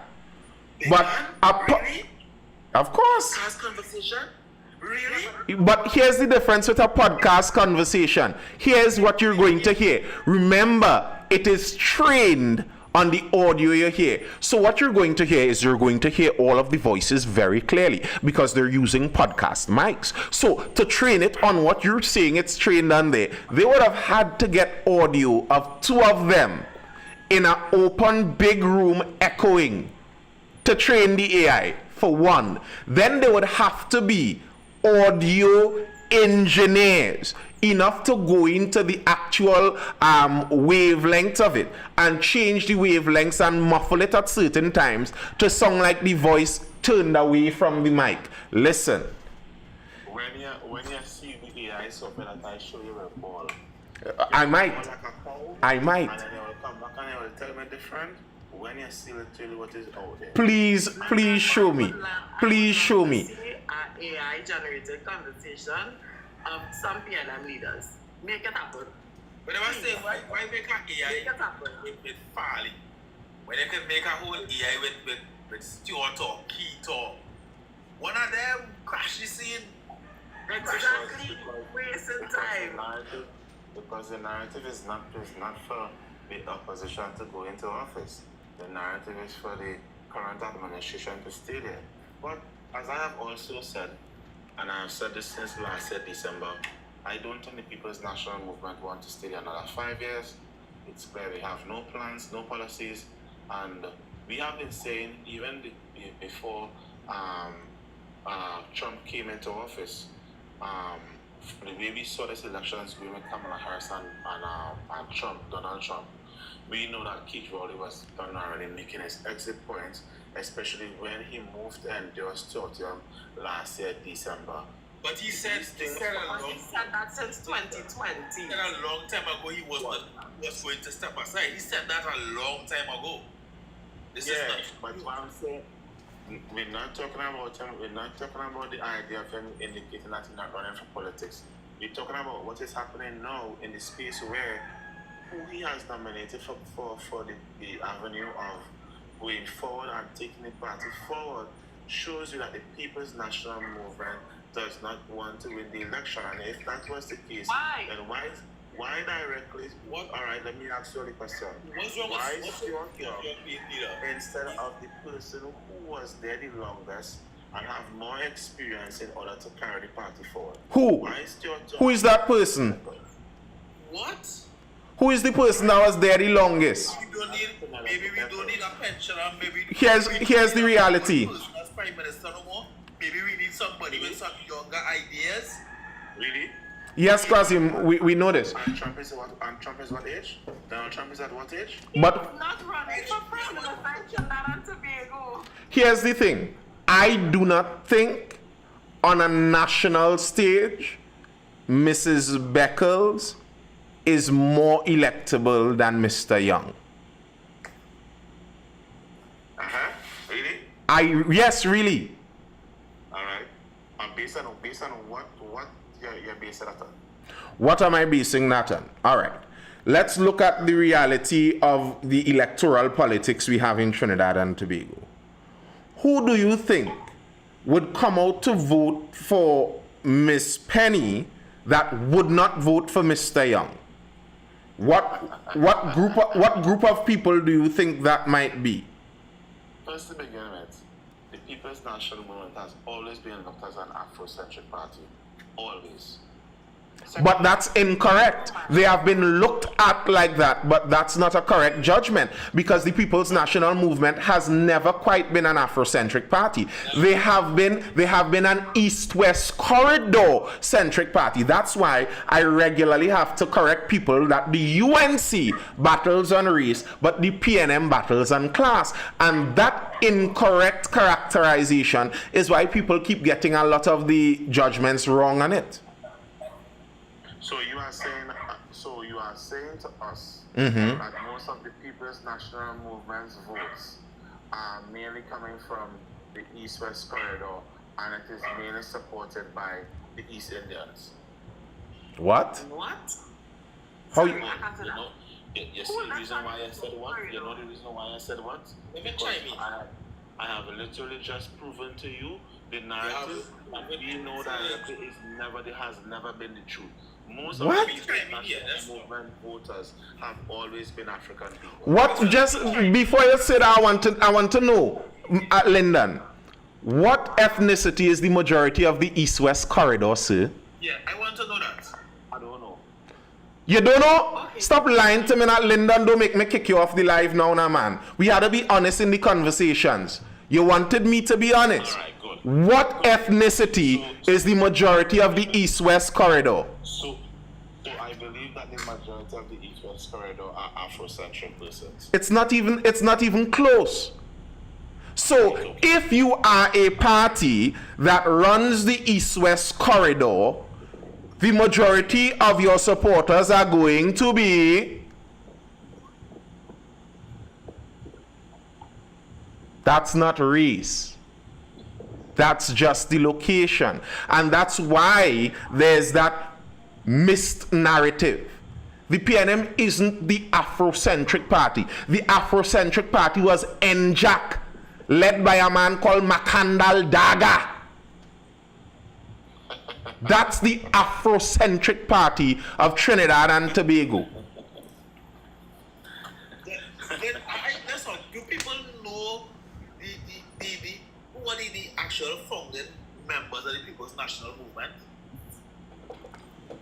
Listen, Dr. Keith Rowley was the most Afro-looking leader of the PNM. All right. No, Listen, but you understand that rich old Indian people were very, very much PNM.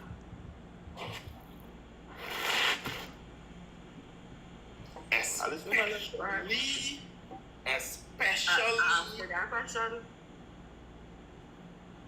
It's kind of funny to me, Ronnie, because many of the critiques of PNM regularly accuse. Remember, Dr. Rowley was called an Oreo.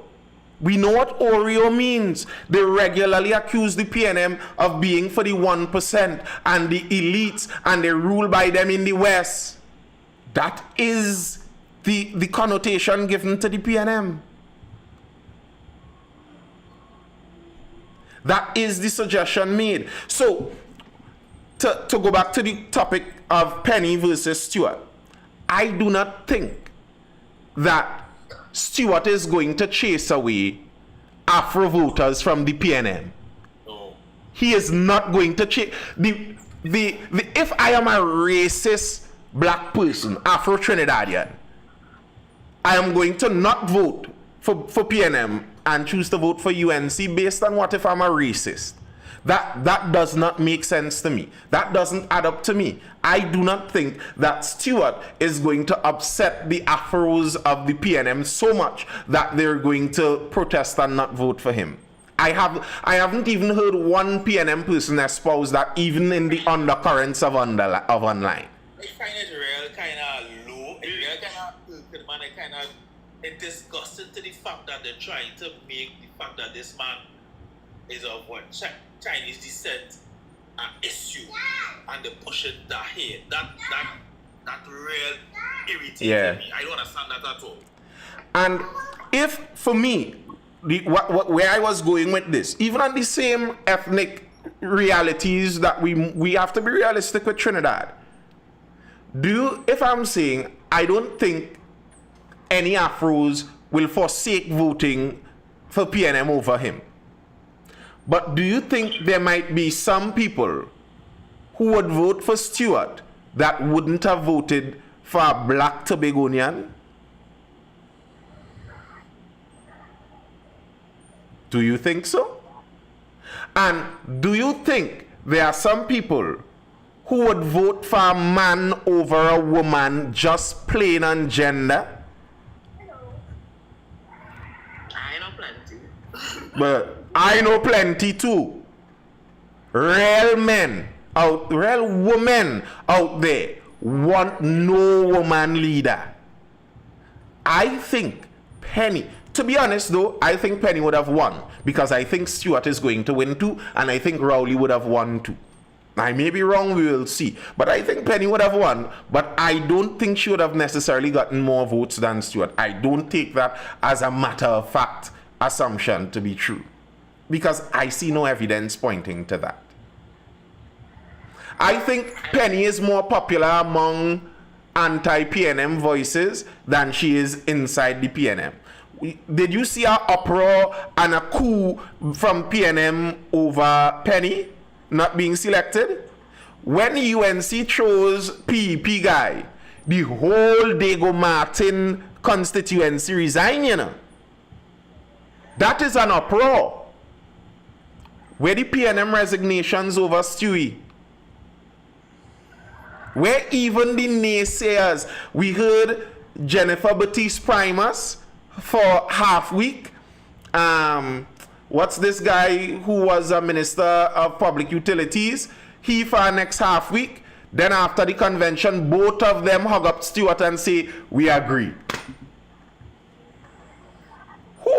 Who is the PNM naysaying voice? Who is the PNM official, even the PNM follower, who quit PNM and say, I would have liked Penny, but they choose Stewart, so I never voted. And UNC, where that person? Show me that. You know, if it had that person, they would have been on a platform. Like Larry Lala on a PNM platform, quick, because he was UNC big name, so to get him on a PNM platform, yeah. So you know, if it have that in vice versa, they would love it.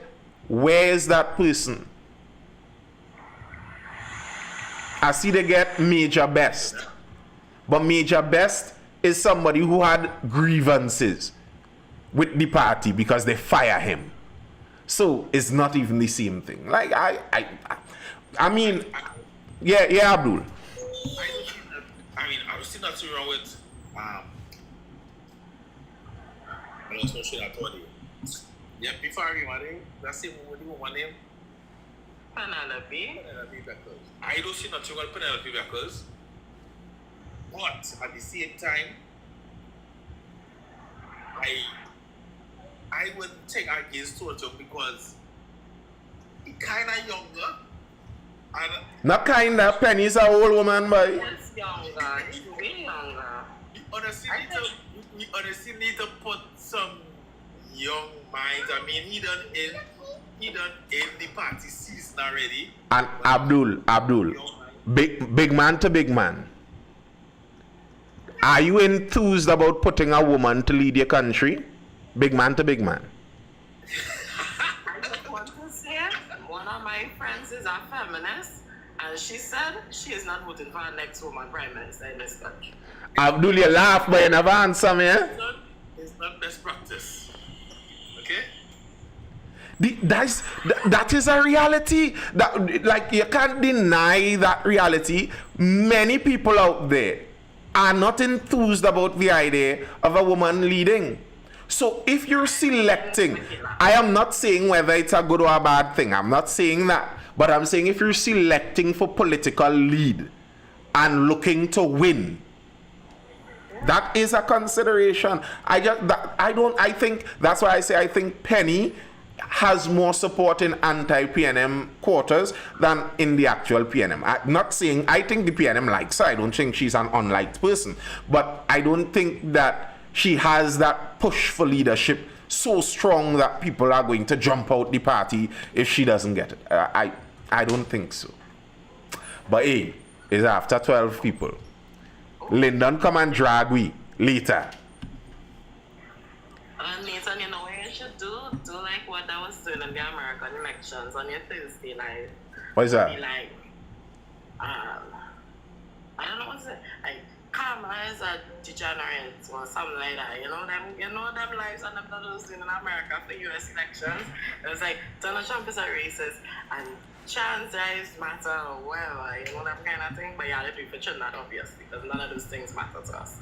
I mean, the way I hear is so much people trying to push the stereotype as a Chinese and the Chinese man to govern all the kind of hair. That kind of, I don't know what that rhetoric kind of.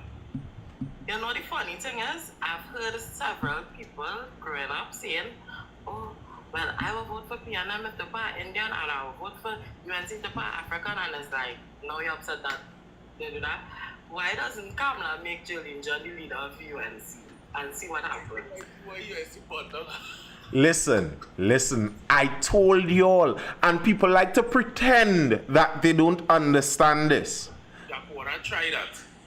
But UNC, look at the history of the parties. PNM was founded as that more elite branch off of the British Empire. We are governing with the rules and customs of the British lords.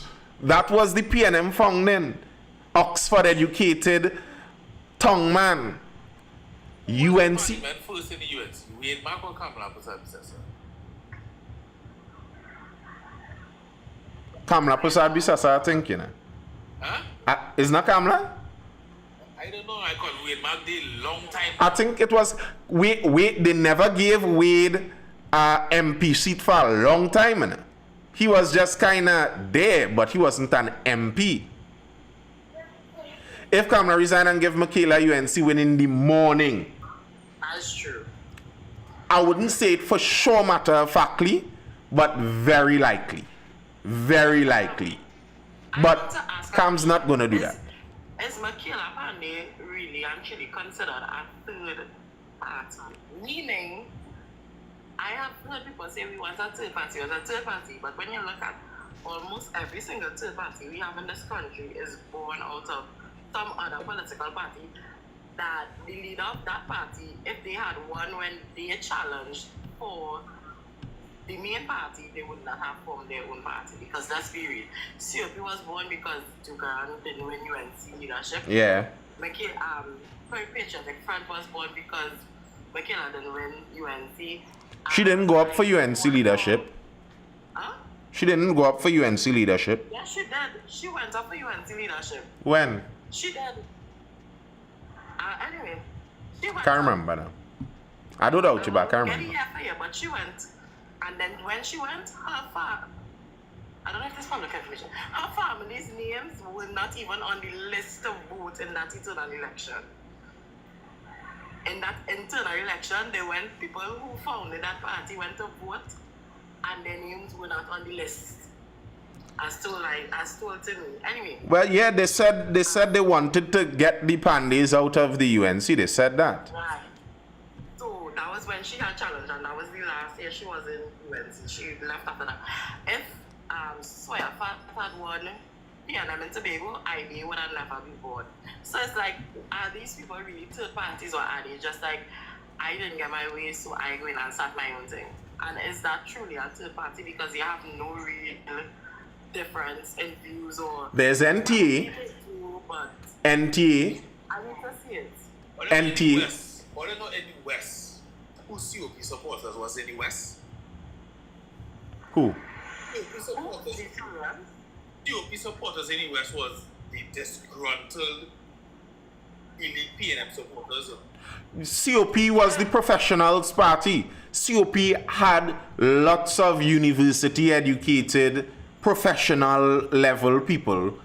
The election that COP contested by themselves, they got a pretty, wasn't it over 100,000 they got? They got a lot of votes. They got a lot of votes. They didn't win a seat, but they got a lot of votes. They had a lot of popular support. So they, among the professional class, they had quite a bit of support. So I don't doubt that. A, any closing statements to make before I dive out? Ronnie and Abdul? Tuesday, I will check you back. Vibes. And Friday is my birthday, so I don't know if we should be live or not. We should. I'll try to make it. It'll be nice. A little happy birthday sign. A little make it for me. You'll get it. You'll get it. Yeah, Abdul, any closing statements before we dive out? I just need to hear which one of the upcoming prime ministers willing to dive in that dragon flee without US backing. None. Not one. None. Not None. one. But still, you say they're bringing back the Syrian refugees, eh? Excuse? You what? What's that? You didn't hear that, Abdul? You mean what? He said that they're bringing back the Syrian refugees. What refugees? Well, trainees that are currently in Syria. Oh, What?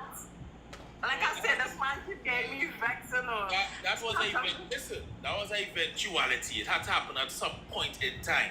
But It's you, not delayed. and this again, It had to happen at some again, point. this is again to show that some people don't understand the politics of Trinidad. You know that the big boy Muslims, a lot of them are PNM. Yeah. And I'm not talking about Afro-Muslim, Jamaat al-Muslimin, Afro-Muslim. I'm talking big boy Indo-Muslims. Yeah. Well, yeah, 'cause you- Faris' father and mother, Kamaluddin. Yeah.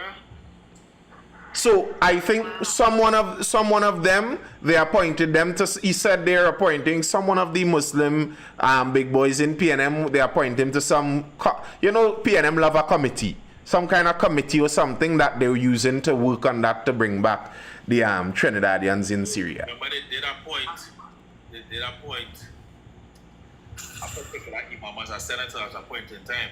Mm-hmm. I just want to say, Siotiang pisses me off daily, because that 5 million for them divers piss me off real bad. And all you know I feel about them Syrian refugees. Yeah, well, they don't have to take that 5 million, or they can carry it to court. If they carry to court, they will get nothing. The government don't owe them nothing. It's an ex gratia payment. If they, I don't know why they would carry it to court. So that is the only option to have it. Anywhere you go in the world, either you take the settlement or you go to court. It have no But that is not a settlement. Yeah. That is the thing, Abdul. Yeah. The government didn't label it as a settlement. It's an ex gratia payment. So it's take it or leave it, really and truly. Yeah, Busters, we know that. Well, remember that is not the government company that they was diving with.